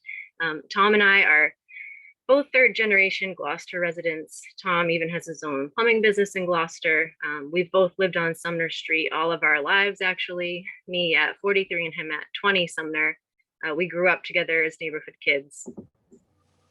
Also, constructing the addition will assure that my mother, widowed in 2018, can remain in her home and not be burdened with the routine maintenance worries. This build also serves to solve a very real hardship of us finding adequate housing in our own hometown. We first submitted our building permit application on March 2nd, 2021. It has now been a year and 7 months since then. On May 27th of 2021, we were told we needed to go through the zoning board. So we did that, and on December 12th, 2021, the ZBA meeting was held for a special permit to convert a 1-family to a 2-family dwelling due to the lot area per dwelling unit. Our project was approved as the build met all the setback requirements and only covers 12% of the lot. They noted our dwelling serves the community's needs by creating an additional housing unit to help meet the housing needs of our Gloucester residents. On January 20th, 2022 of this year, it was asked that our building permit be restarted since zoning was completed. Unfortunately, this request was ignored, and the permit was not actually restarted until September 7th, 2022. It is understood that these delays have been no fault of Concom. However, given the relatively small impact on the resource by changing the footprint of the existing buildings, it's our hope that the commission will come to an agreement and this can be resolved for us in an expedient manner at this meeting. Thank you, and we can answer any questions at this time. Thank you very much. I appreciate that. You did a great job. Thanks.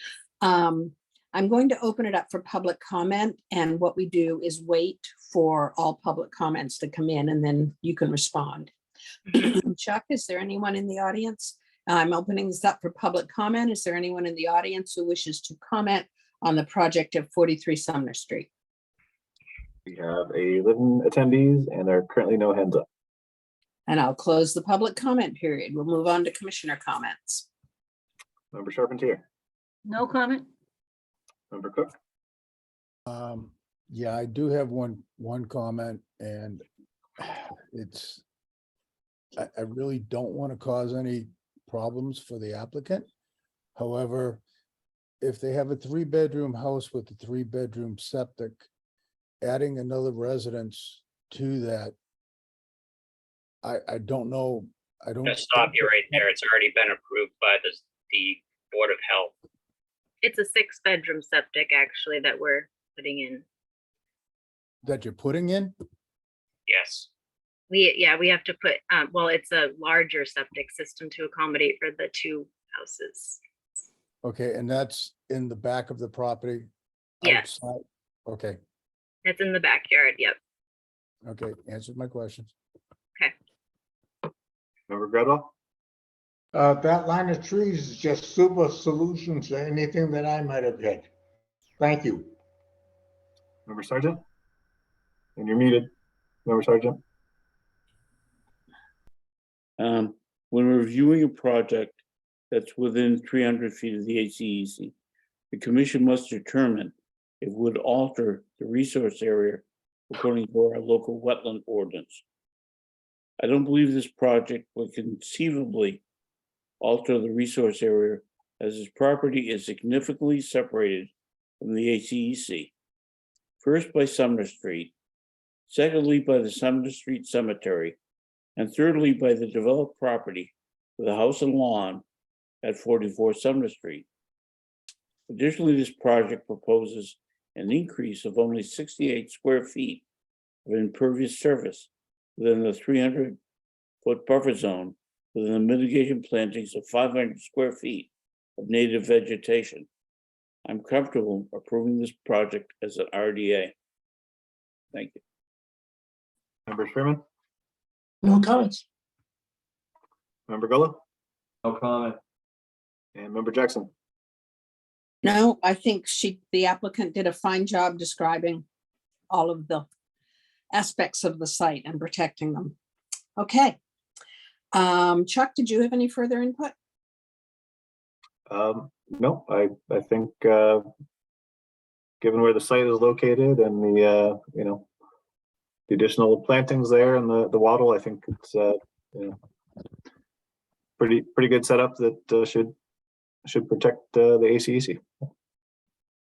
All right, then, Linda, would you like to close the public hearing?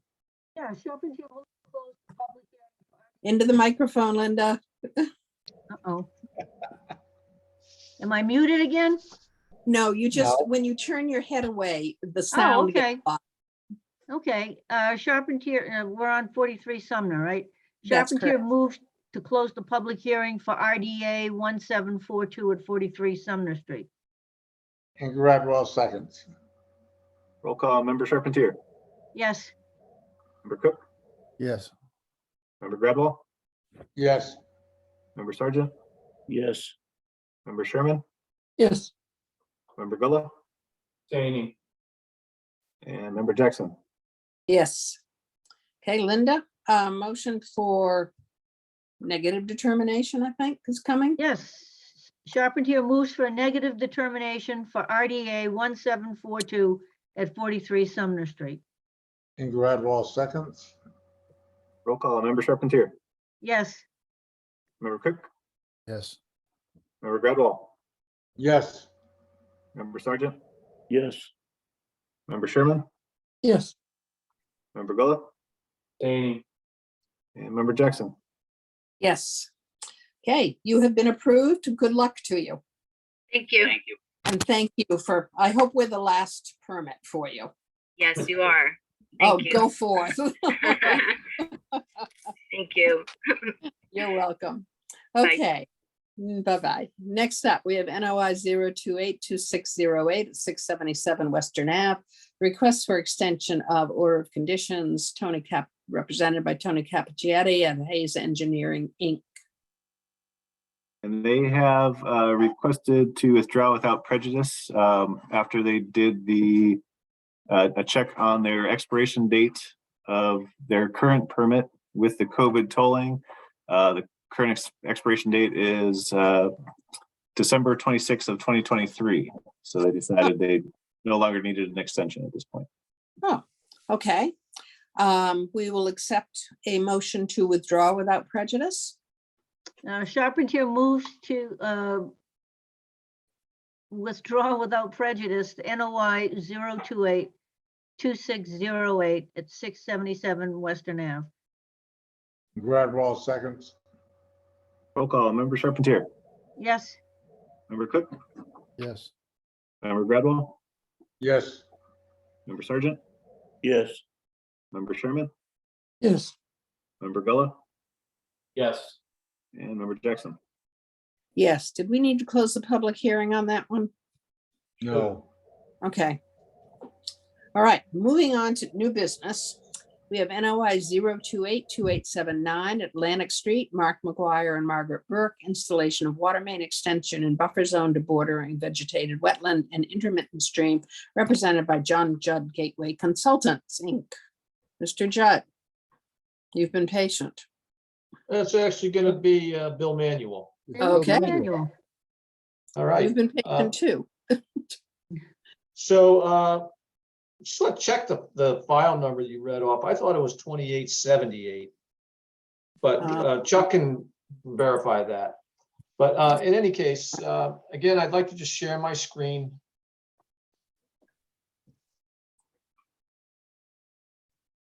Just a little bit of color on the plan to help you interpret it.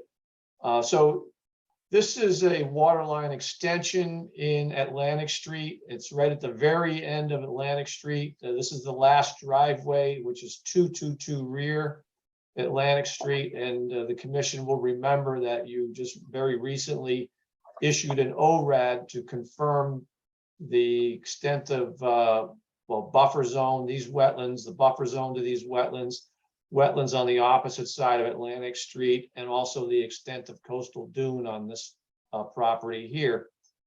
And now we've filed a notice of intent to extend the water line. So basically, this is the extent of infrastructure improvements within the road. And then the commission should expect that there will be probably 3 notices of intent to bring driveways in and utilities off of the street, off of this new water line. But we don't want to encumber these individual lot deeds with the infrastructure work in Atlantic Street. So that's why this is a separate notice of intent filing. So it should be very simple. This is, dig a trench. It has to be 5 feet deep. And there is a detail of the trench, and there'll be sand bedding around the pipe. They only open up as much as they're going to do in a single day, and they cover it up at the end of each day and then continue the next day. It will be either just off the pavement or just on the edge of the pavement of Atlantic Street. And this is on the opposite side of the road as where that intermittent stream and the little fringe of BBW is. As a precaution, we are installing a mulch sock along the southern side of Atlantic Street. That way it won't affect any vehicular traffic, and also as a measure of preventing sedimentation to get from getting to this adjacent wetland and intermittent stream. So it's a fairly simple project. Again, cutting a trench, closing it up at the end of the day. And so that's the extent of it.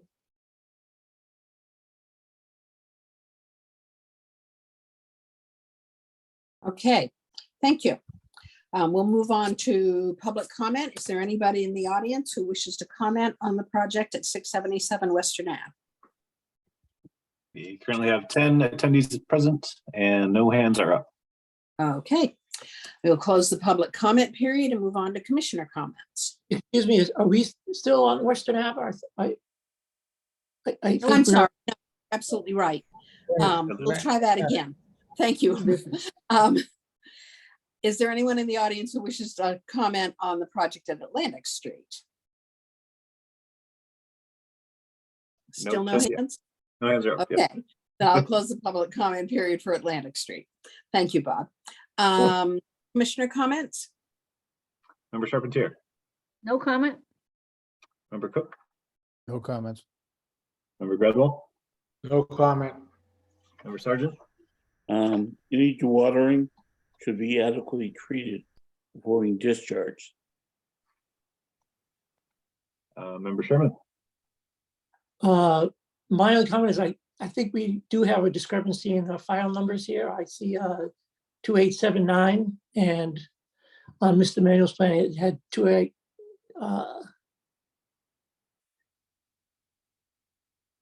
2878. Yeah, 2878. I did just double check it. It is 2879. My bad. Okay. Thank you. And so Member Gullo, The location of that mouth sock to the intermittent stream is a little tight. Normally, if there is, do you know if there's a curb there or anything? I just get worried that maybe we need a little bit, whatever's better for the intermittent stream, be it straw bales or a sock or a double sock. I'm nervous about that intermittent stream area, that's all. I mean, the sock is right next to it, and we all know if they're doing work, I get nervous, they're gonna kick it, move it, or shunt it and accidentally hit it. We're in our rainy environment right now, so I'm worried about some sediment getting in there. Any suggestions? You It's want on the to opposite side run of the through all the street. commissioners, or do you want me to address that now? Go through all Yeah, the we'll go through all commissioners. okay, Member Jackson, I have no comments. So now, I'm trying to pull it up right now on to get a street view. So Okay, yeah, if we tried to put the sock on the other side of the road, it would be out in the street. And, that's gonna restrict vehicular traffic during this work. And so that's why we felt we really had no choice to put it on the opposite side of the street. Ideally, this work will be done when it's not raining. I can't guarantee that, guys won't want to miss a day of work and if it's raining, but ideally it'll be in the dry conditions, and typically they backfill and sweep the street. And the mulch sock is an excellent erosion control. When it gets wet, it just conforms to the ground surface. So we thought that was the best solution. Okay, I would only suggest at the time, obviously there'll be a meeting on site with Chuck. Chuck, just make sure, my fear is, again, I've seen these one too many times roll into the resource, and they just need to be staked properly and it should be fine, I guess. yeah, I unfortunately the street view for some reason ends before you get to that section of the street. There is no curb on it in the section I'm seeing up to that point, but yeah, definitely. Get my point. So when you go out to do your meeting, pre-start, just check on that. Yep.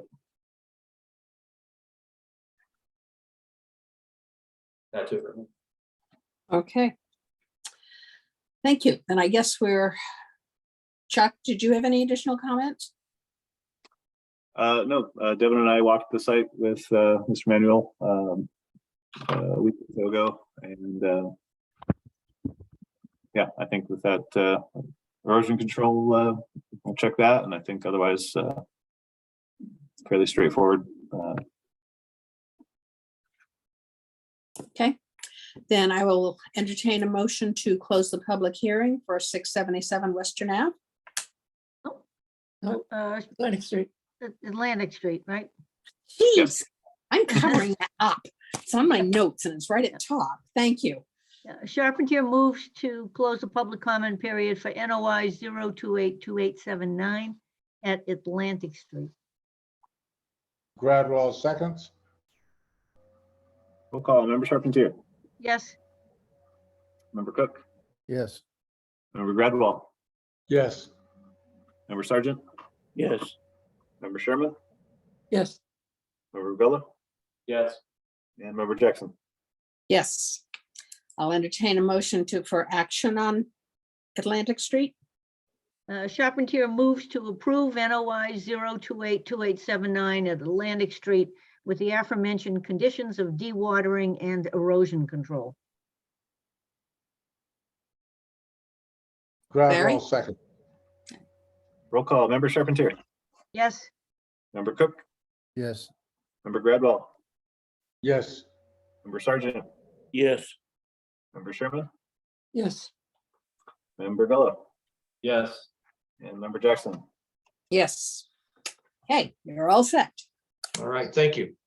You're welcome.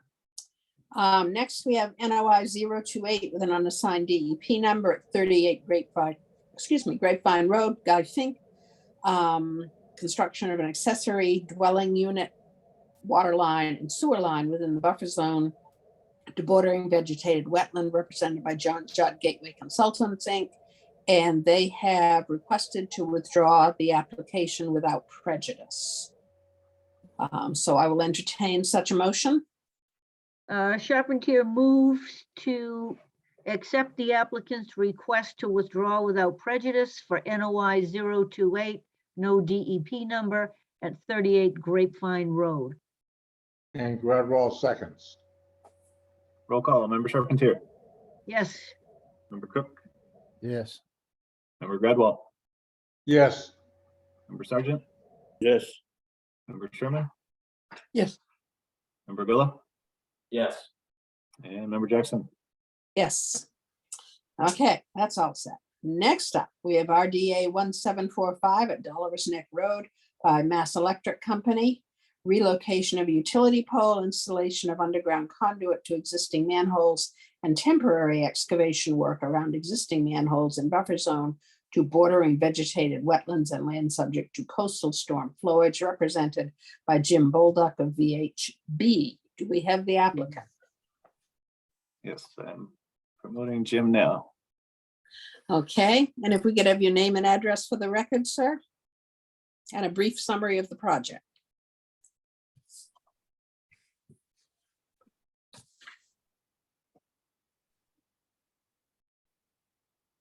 Mr. Bulldog, if you could unmute, and there you go. Am I on? Yep. Yes, you are. All right, Name for and the record, my name is Jim Bolduc. I'm from VHB. I'm here this evening on behalf of Massachusetts Electric Company for the proposed work on Dolivers Point Road. That work, as you had mentioned, Madam Chair, includes the relocation of pole 8480, which is adjacent to the wetlands, not in the wetland. They're moving it closer to Dolivers Point Road.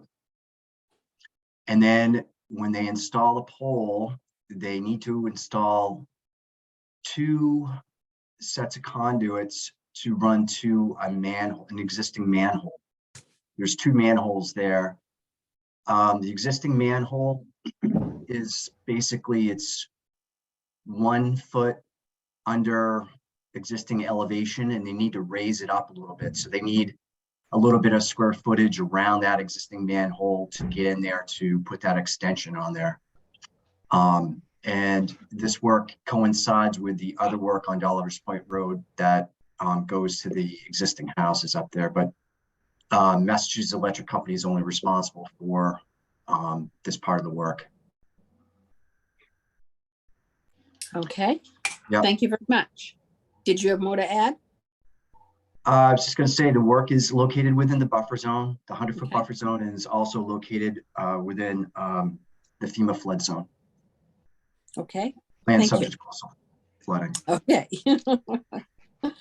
All right. You will have more opportunity to participate as well. Okay, we're going to open this up for public comment. Is there anyone in the audience who wishes to comment on the project on Dolliver's Neck Road by Massachusetts Electric Company? There are 7 attendees present and no hands are up. Okay, thank you. Let's move on to commissioner comments, and Mr. Bolduc will go through and hear all of the commissioner comments, and then you can respond as needed afterwards. Member Charpentier, No comment. Member Cook, No comments. Member Gradwell, No comment. Member Sargent, No comment. Member Sherman, No comment. Member Gullo, No comment. Member Jackson. No comment. Okay. Chuck, did you have any comment? I went out to the site. I definitely, after our previous discussion earlier in the night, definitely appreciate a job where there's delineation forms and everything provided by the applicant.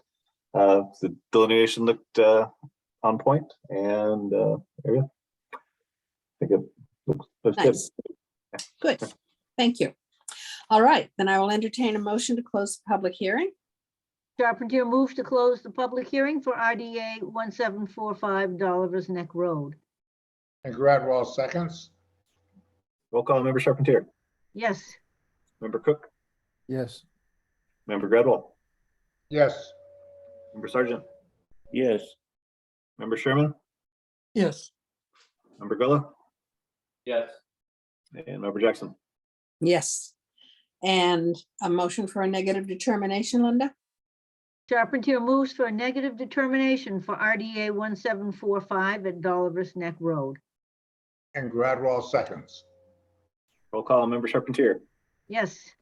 Member Cook, Yes. Member Gradwell, Yes. Member Sargent, Yes. Member Sherman, Yes. Member Gullo, Yes. and Member Jackson. Yes. You're all set, sir. Thank you very much. Appreciate it. Thank you. Yeah, have a good evening. You too. Next up, RDA 1744, 10 Riverside Road, William and Linda Muffelman, replacement of door and removal of joist and decking in riverfront area, buffer zone to coastal resource area, and land subject to coastal storm flowage. Do we have the applicant? Yes, I promoted. Okay. A name and address for the record, and then a brief summary of the project, please. He's still muted.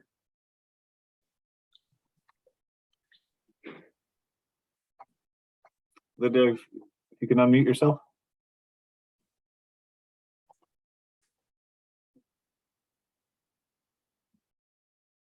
Okay, is that better? Yes, we can hear you. Oh, okay, Hey. this is, I'm William Muffelman. Next to me is Linda Muffelman. We've been here for about 34 years at 10 Riverside Road. We have a door that was installed probably 40 or 50 years ago, which is warped and is because of the is water and snow is entering our living room, and because it was poorly flashed below there, water is also entering the ceiling area of the basement. The hardwood floors are damaged in the living room because of the snow.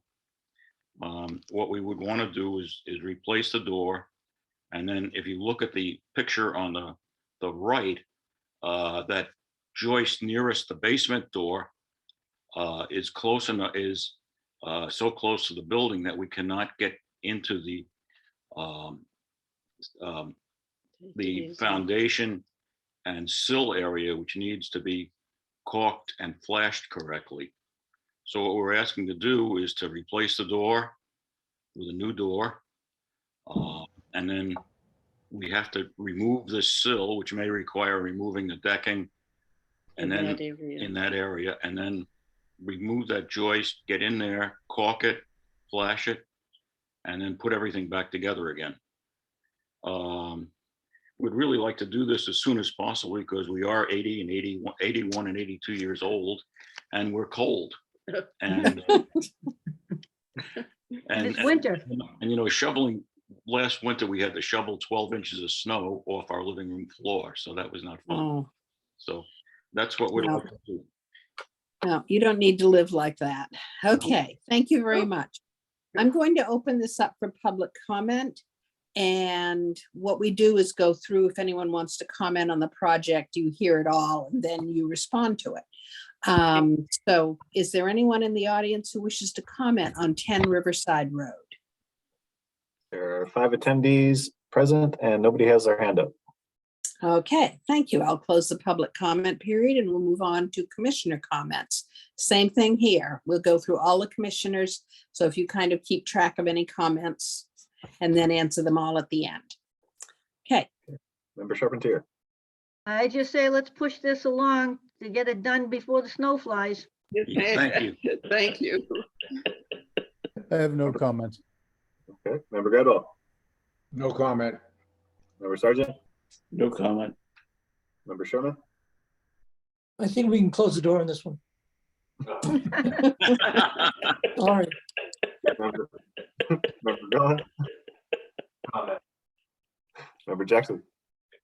No comment, other than having been through home renovation projects before, things always end up being more complicated than they start out to be. So would you please give the agent a call if things get more complicated than simply removing the joist and maybe some decking? Yes. Yes, there's, Okay. I mean, there's a possibility of taking out the door and finding rot or something like that, which we might have. Yeah. to. And so we'll keep the agent informed. Okay, all right. The only other thing I would add to is just to manage your trash and construction debris. Yes, we, Flow to the river. the trash and construction debris will be removed daily. Okay, good, thank you. And the new construction material will be provided, will be kept in the basement, so nothing will be on the grounds. Excellent, thank you.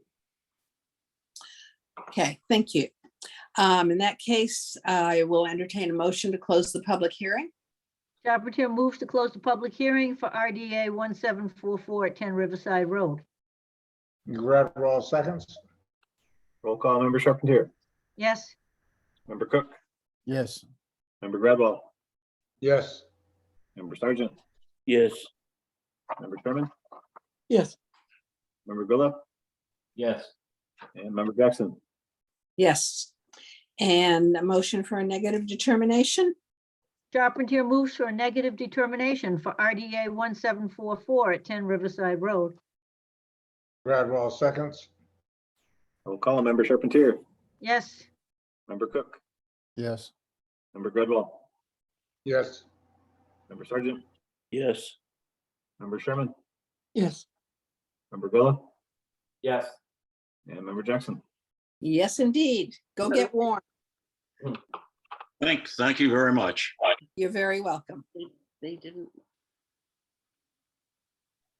Okay, next up, RDA 1746 at 25 Essex Ave, Kelly Max Alves. Replace existing deck with larger deck in riverfront area, buffer zone to coastal resource area, and land subject to coastal storm flowage. Do we have the applicant? Yes, let me promote them here. Okay, and if you could give us your name and address for the record and a brief summary of the project.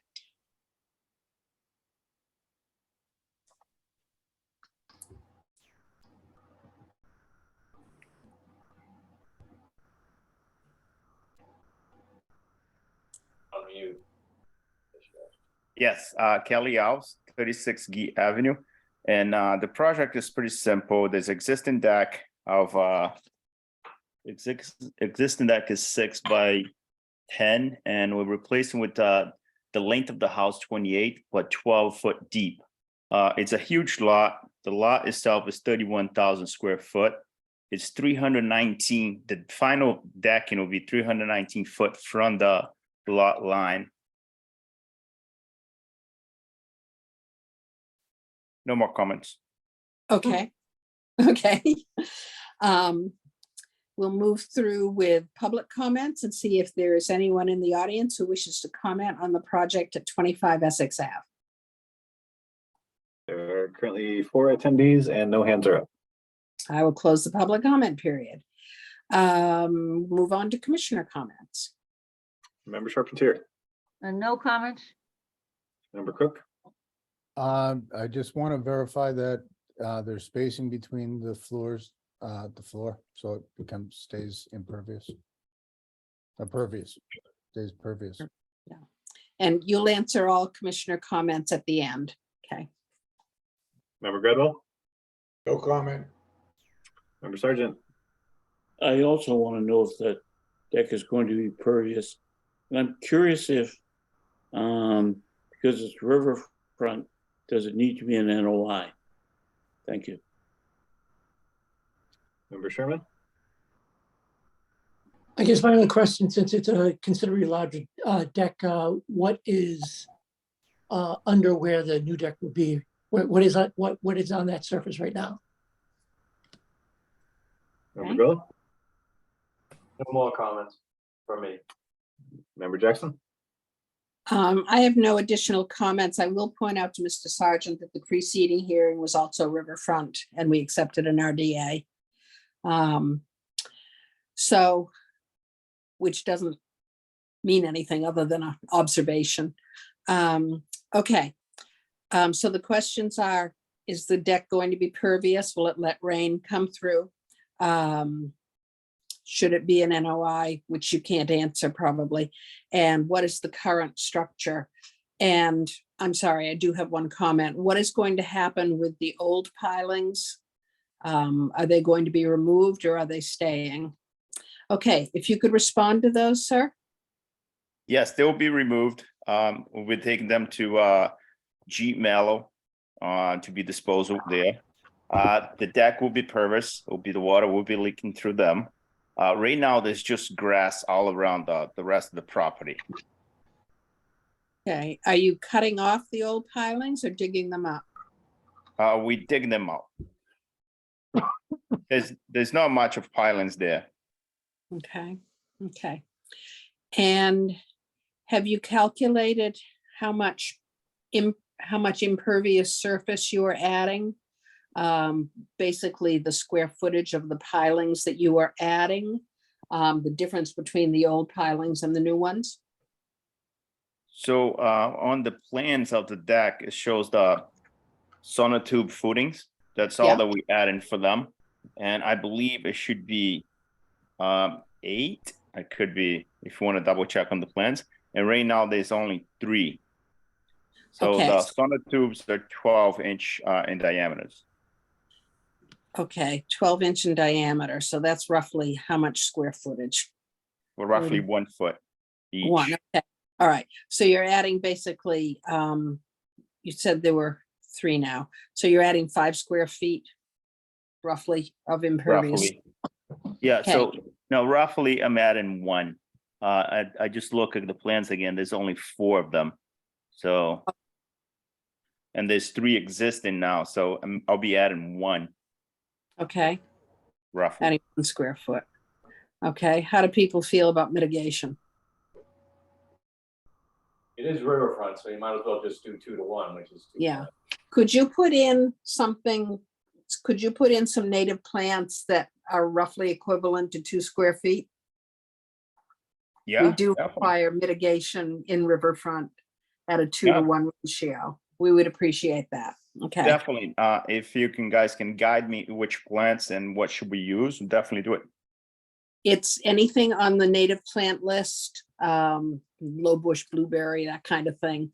There is a list of it on the state site, and I'm sure the agent can help you as well to direct you. Absolutely. Okay, thank you very much. All right, if there's no further discussion, I will entertain a motion to close the public hearing. Charpentier moves to close the public hearing for RDA 1746 at 25 Essex Ave. Gradwell seconds. roll call, Member Charpentier, Yes, Member Cook. Member Cook? You're muted. Yes. Member Gradwell, Yes. Member Sergeant, Yes. Member Sherman, Yes, Member Gullo, One more addition, this closing the hearing, I'm sorry, yes. and Member Jackson. Yes, and a movement, a motion for a negative RDA. Charpentier moves for a negative RDA or Yeah, a negative determination for RDA 1746, 25 Essex Avenue. Gradwell seconds with the attached comments of additional planning. Roll call, Member Charpentier, Yes. Member Cook, Yes. Member Gradwell, Yes. Member Sargent, Yes. Member Sherman, Yes. Member Goh. Yes, with the condition that I think they need to just manage their construction debris during the process tightly. Okay, and Member Jackson. Yes. Okay, you're all set, sir. Thank you. You're welcome. Welcome. Next up, RDA 1747, 6 Pirates Lane, J. Michael Faherty representing and owner. Construction of an open deck to existing dwelling in buffer zone to coastal resource area and land subject to coastal storm flowage.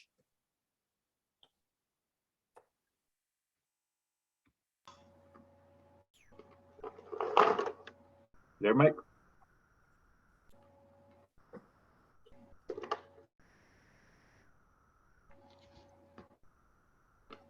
You're muted, Mike. Once, but it thought it had heard enough of me, I guess. My name is Michael Faherty. I'm the owner of property at 6 Pirates Lane. The application is for a porch. It's 16 feet by 16 feet. It's shown on the proposed deck plan, which is attached to the application. And the structure will be above ground.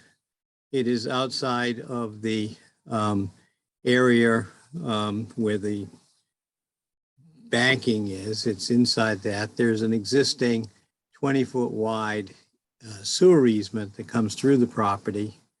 And what we did quite a few months ago was we negotiated with the city because the sewer line, as you can see on that plan, is not centered within what is and was the easement. And so meeting with the DPW director, I said, why don't I give you 5 more feet on the other side so that you will be centered in case you ever have to do work there. And he agreed that we would get the 5 feet closest to us. So that accounts for the location. The deck will be about 3 to 3.5 feet above ground level. In this location, we get very serious morning sun, which quite frankly, by elevating the deck to the location that it is, and the other side, it gets all the afternoon sun coming across from the harbor. So there will actually be quite a bit of sunlight will go underneath this structure. The deck will be constructed so that there's plenty of drainage for the structure. It's open, it will not have a roof on it or anything of that nature. Be supported by concrete piers that will be in the ground. There's only 8 of those total. And that would be the sum of it. The grass would continue to grow underneath most of it. The surrounding area will all be grass as it's always been. And that's pretty much the project. We've given you a detail. The structures will be 16-foot beams that'll carry the weight. And that would be the structure. It's attached to the house. And it would be essentially about 8 inches of a drop from the living room in the house down onto the porch by design. And that's pretty much all I have to say. Okay, thank you. I'm going to open this up for public comment. Is there anyone in the audience who wishes to comment on the project at 6 Pirates Lane? We currently have 2 attendees present and no hands are up. Okay, I'll close the public comment period. We'll go through commissioner comments. Member Charpentier, No comments. Member Cook, No comments. Member Gradwell, No comment. Member Sergeant, No comment. Member Sherman, No comment. Member Villa, No comment. and Member Jackson. No comment. Okay. Did you have any additional input, Chuck? I do not. Okay. In that case, then, let's move on. Linda, do you want to close the public hearing? Charpentier moves to close the public hearing for RDA 1747 at 6 Pirates Lane. Gradwell seconds. Roll call, Member Charpentier, Yes? Member Cook, Yes. Member Gradwell, Yes. Member Sergeant, Yes. Member Sherman, Yes. Member Villa, Yes. and Member Jackson. Yes. Linda, negative determination? Yeah, Charpentier moves to a negative determination for RDA 1747 at 6 Pirates Lane. And Gradwell seconds. Roll call, Member Charpentier, Yes? Member Cook, Yes. Member Gradwell, Yes. Member Sergeant, Yes. Member Sherman, Yes. Member Villa, Yes. and Member Jackson. Yes. Okay, you're all set, Mr. Faherty. Thank you very much.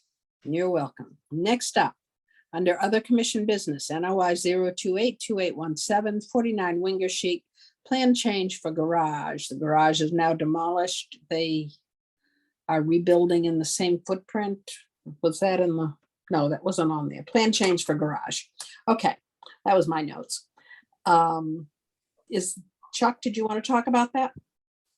Yes, this is one, I had a permit come in for my review. This one was previously an NOI for the demolition of the house and rebuild of the house. On that plan, the garage was going to stay.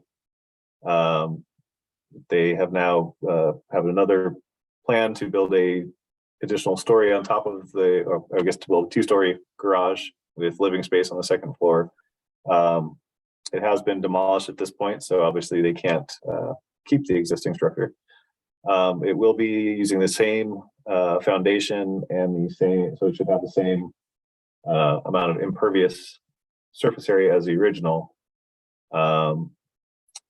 The builder does know that he has to come in for permitting. I guess I was curious if you guys had more insight based on the previous NOI out there. You know, if there's no change in the impervious surface area, is this something that can be approved as a you know, minor change, or is this something you'd like to have the applicant come in with an additional NOI or RDA? Or I guess I was looking for a bit of guidance on how you guys wanted to. Do you have the plan? For the new structure? No, well, both, or the old, so we can see what was approved and. Yep, let me pull that up here.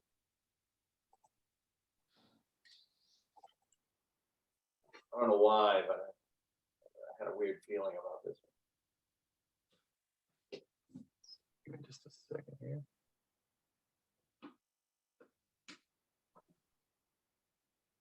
There we go.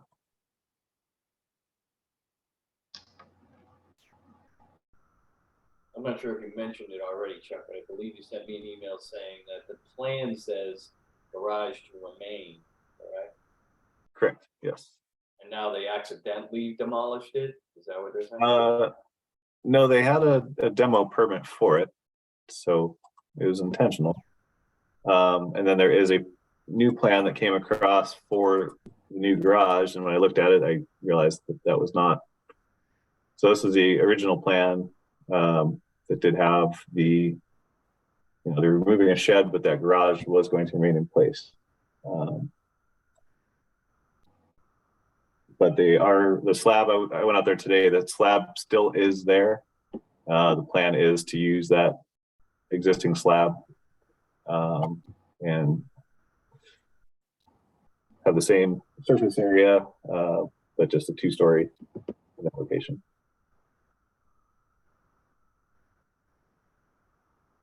Why don't we go through commissioner comments?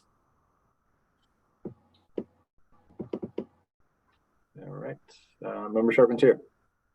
I would think that, well, the applicant should come in before us and explain this and have an updated plan. Okay, Member Cook.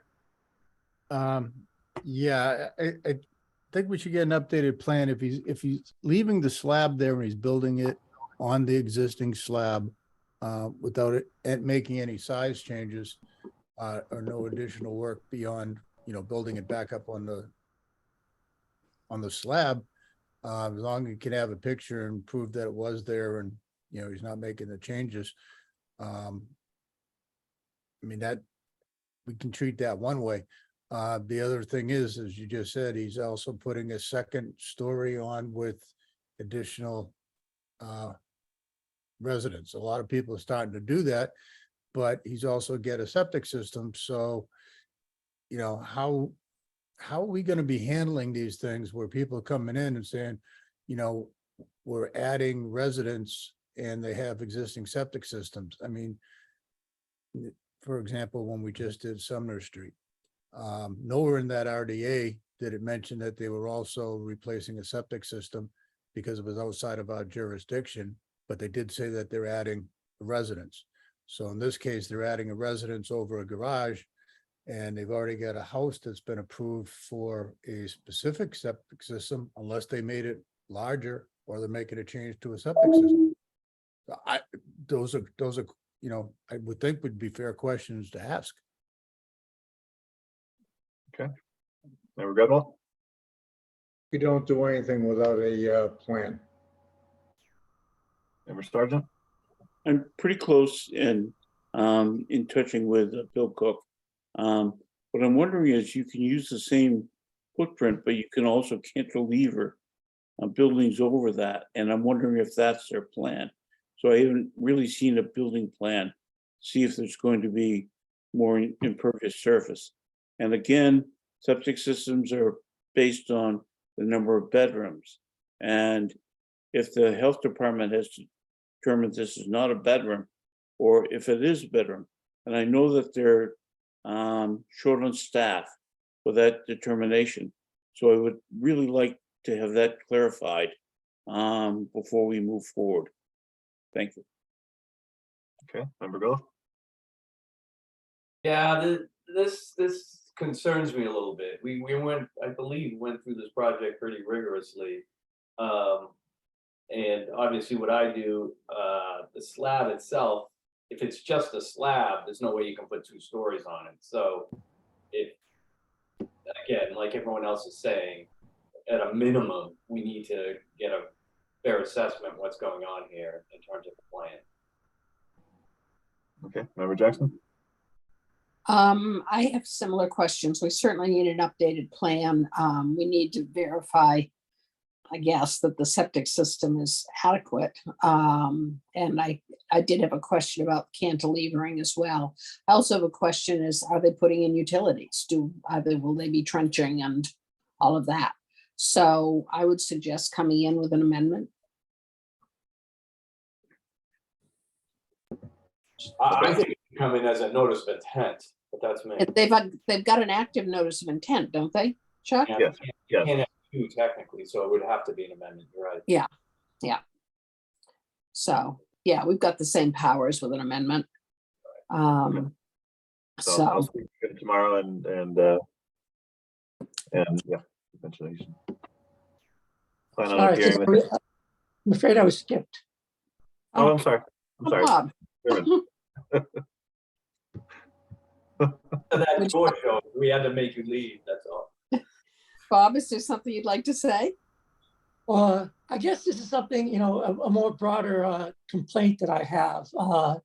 This site has been deemed actual piping plover habitat. And this is an issue that we've come up against before when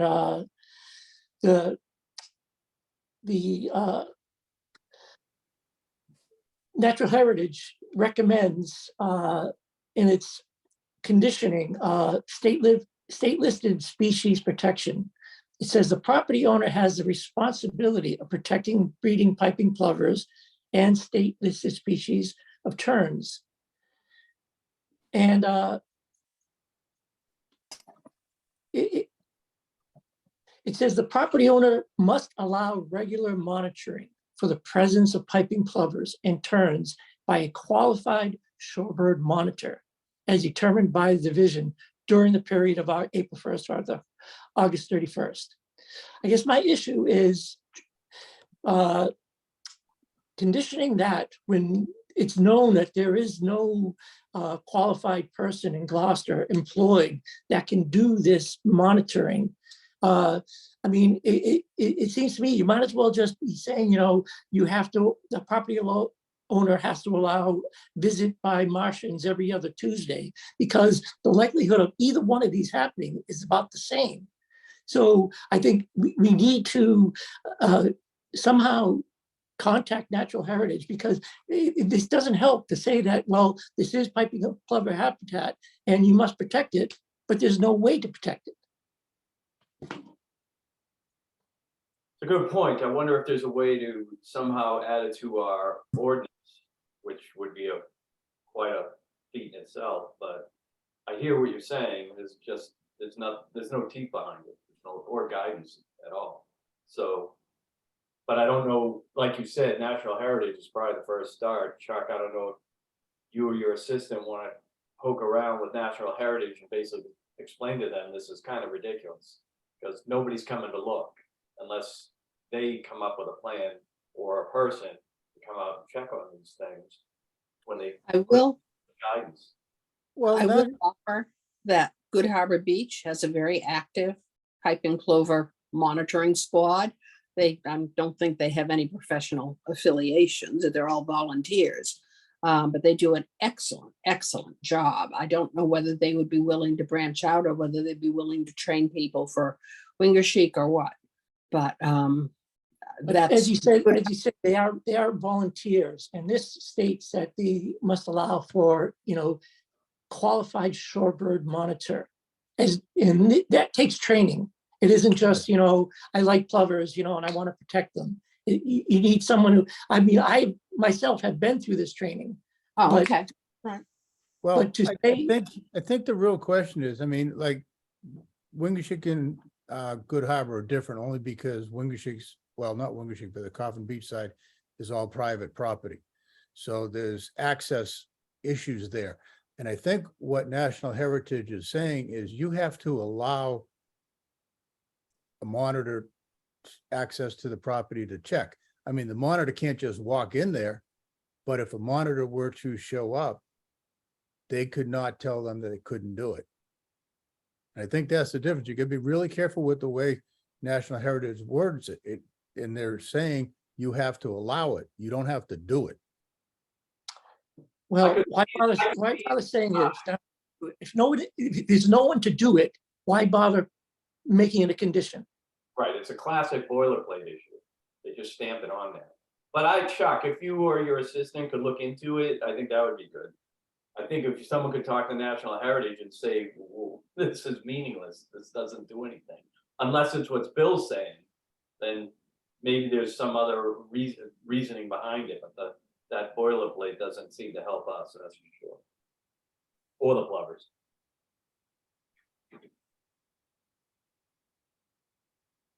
Okay. So at the very least, they need to come in as an amendment with an updated plan, and maybe you can get get some clarification on the plovers. Sure. Okay.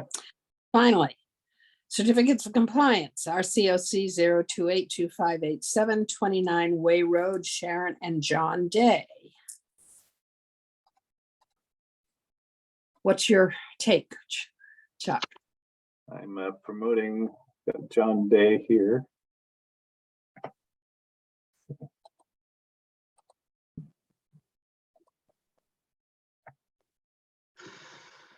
I don't know if John, do you want to talk about the project here? Yeah, we're here. Okay, name and address for the record, please, and Yeah, summary of what John we got. Day and also Sharon Day, 29 Way Road, Gloucester. Okay, and can you just tell us where you are at this point?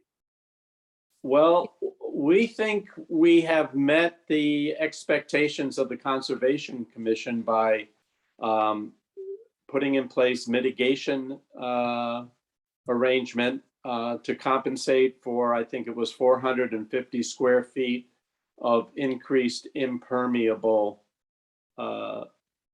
land when we put a modest addition onto our house. Okay. And so I guess part of the history, I'm sorry. Oh. Yeah, if you want to share part of the history of that in your discussions with Adrian. Yeah, so we proposed an addition to the first floor of a bedroom, laundry, and bath to give us first floor living. We had an original plan. Because of cost, we actually scaled that plan back. The plan is complete. We're enjoying the addition to our house. And we had members of the Conservation Commission come out and consult with us about possibilities. And we've had, the work was done by Kate Wiggins. She also consulted with the previous conservation agent, as we did, and we did move the mitigation area a bit to address serious erosion that we think the plan we put in place is overall an improvement on the site. And we planted native species, and it wasn't 2-to-1 over the addition, but it's somewhere in the area of 1.5, if I got the numbers right.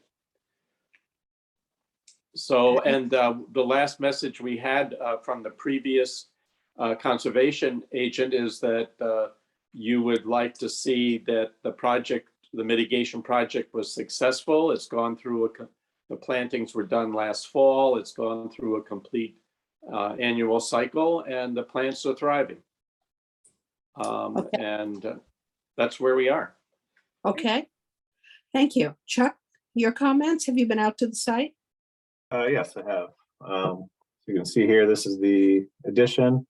As you said, it is a reduction in size from what was originally proposed. There was a impervious deck that was originally proposed as to be much larger than this. This is now pervious and much smaller. As you can see, it's definitely all grown in around. So as far as erosion around the structure, that looks like it's all been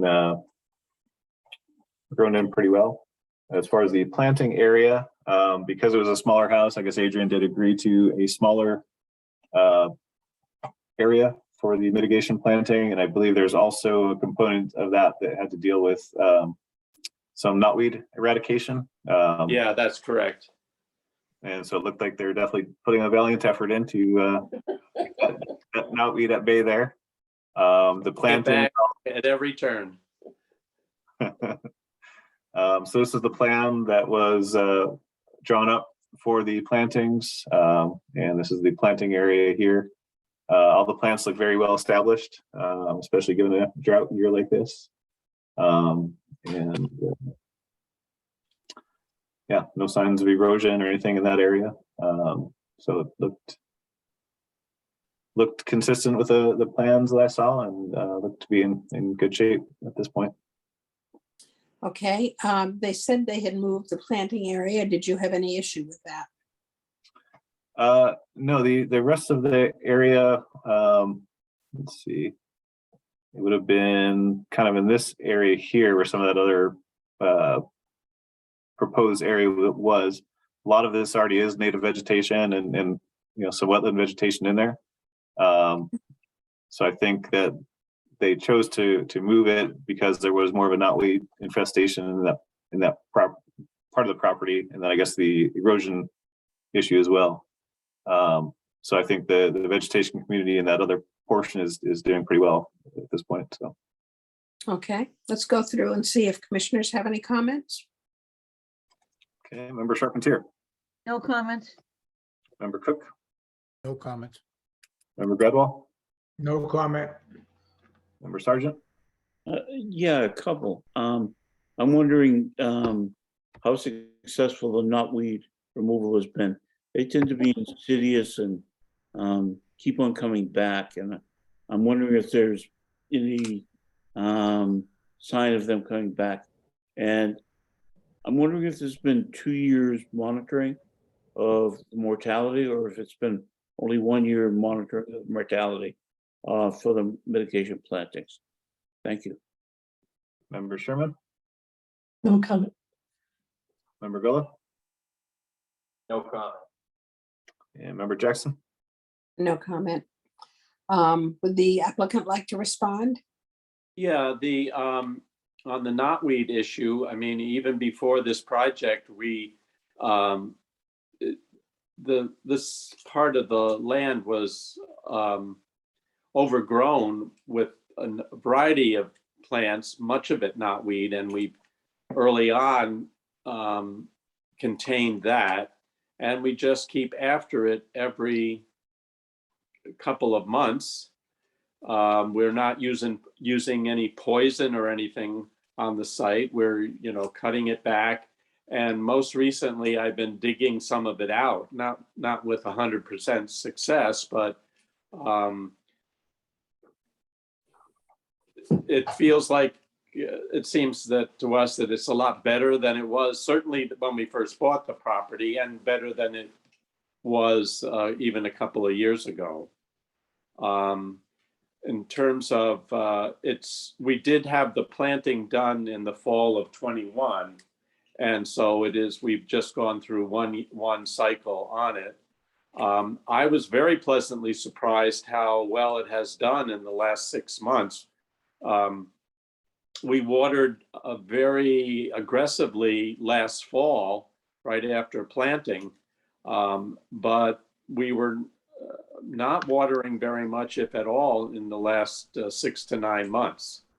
I did water some at the top of the area because 1 or 2 plants were lost over the winter. We replanted, and so we were, putting in new plants there. So we hand watered those, but otherwise the other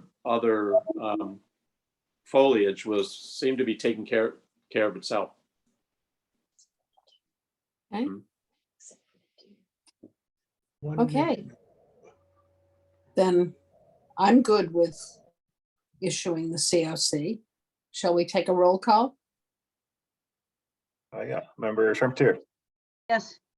Member Cook, Yes. Member Gredwell, You muted? Member Gredwell, Yes. Member Sargent, Yes. Member Sherman, Abstain. Member Gullah, Yes. and Member Jackson. Yes. Okay. All right. You're all set, sir. Okay, well, thank you very much, and thank you for your work on behalf of the city. This is the first Conservation Commission meeting we've attended for a while, but we're reminded of the hard and diligent work that you do for our community. So thank you very much. Well, next time you attend one, you may want a shorter one. All right. Thank you so much for your detail to this. Yeah. Okay. Thank you. Is there any other business coming up? Almost done. Gina? Yeah. Almost done. If not, I will entertain a motion to adjourn. Carpentier I'm moves sorry, to Angela. adjourn. Wait a minute. What I'm about? sorry, Angela. I know it's been a long meeting, but I just wanted to mention one thing. I did attend the MACC Fall Conference this past weekend, and I learned a lot of things, but one really good idea that came to my attention was that, in these contentious times in other communities, many times commissioners have a way to identify themselves when they're going, not maybe on an official site, but you want to take a look at a project. And, sometimes people will look and say, who is this person? Why are they looking? Obviously you don't go on private property without permission, but I think it would be a good idea if there's some way where we could, some places actually give, like a high vis vest that says Concom on it, or people are carrying, have a lanyard with an ID that says that you are in the Conservation Commission, in the city of Gloucester, just so, just to try to avoid conflict, if you are visiting a site and somebody just wants to know who you are. So I was just wondering if that's something we could look into, with providing our members some form of ID or a vest or something like that. I don't see any reason why we couldn't look into that. Maybe we can talk about that again. In the meantime, if anybody wants substantiation, a photo of your card approving you as reappointed, appointing or reappointing as commissioner should do the trick. But I have no objection at all to what you were saying, Bob. Okay, thanks. Okay. Yeah, I think it's a good idea. I mean, more so for Chuck and his assistants, and at a minimum, but it wouldn't be a bad thing where I have seen people get angry. They're wondering why you're on their property. And if I'm not mistaken, when you sign on an NOI, you are basically giving us the right to come onto your property and look. Doesn't mean we shouldn't tell them we're coming or we're there. I believe the NOI kind of opens the door for us to do that. But like Bob says, it's a dangerous world today. So it would be nice to have a little protection if someone wants it by having some notification. Well, we could consider, I actually made one, but it's a little placard that says Gloucester Conservation Commission, has the city emblem, and, I laminated it. And I keep it in my visor, so if I do park somewhere, I just put it up on the visor, give a heads up. There's nothing official about it, but. Yeah, I just think it'd be good to have something that's actually issued by the city, be a little more credibility there. Right. I don't think any of us disagree with you. I'm not sure tonight's the night to thrash it out. Oh, no. Let's get out of here. Yeah, it's time. Yeah. So, but don't let us forget that, Bob, okay? We've been talking about that ourselves. And so I'll find out too about possibly getting some additional ones for Concom folks. Okay, thank you. Okay, motion to adjourn. Let's adjourn. Barry? Second by Gradwall. All right. Roll call. Member Charpentier. Yes. Member Cook. Yes. Member Gradwall. Abstain. Member Sargent. Yes. Member Sherman. Yes. Member Gulla. Yes. And Member Jackson. Yes. All right. Thank you all for your Good night. patience. Good night. I want a badge. I'll work on that.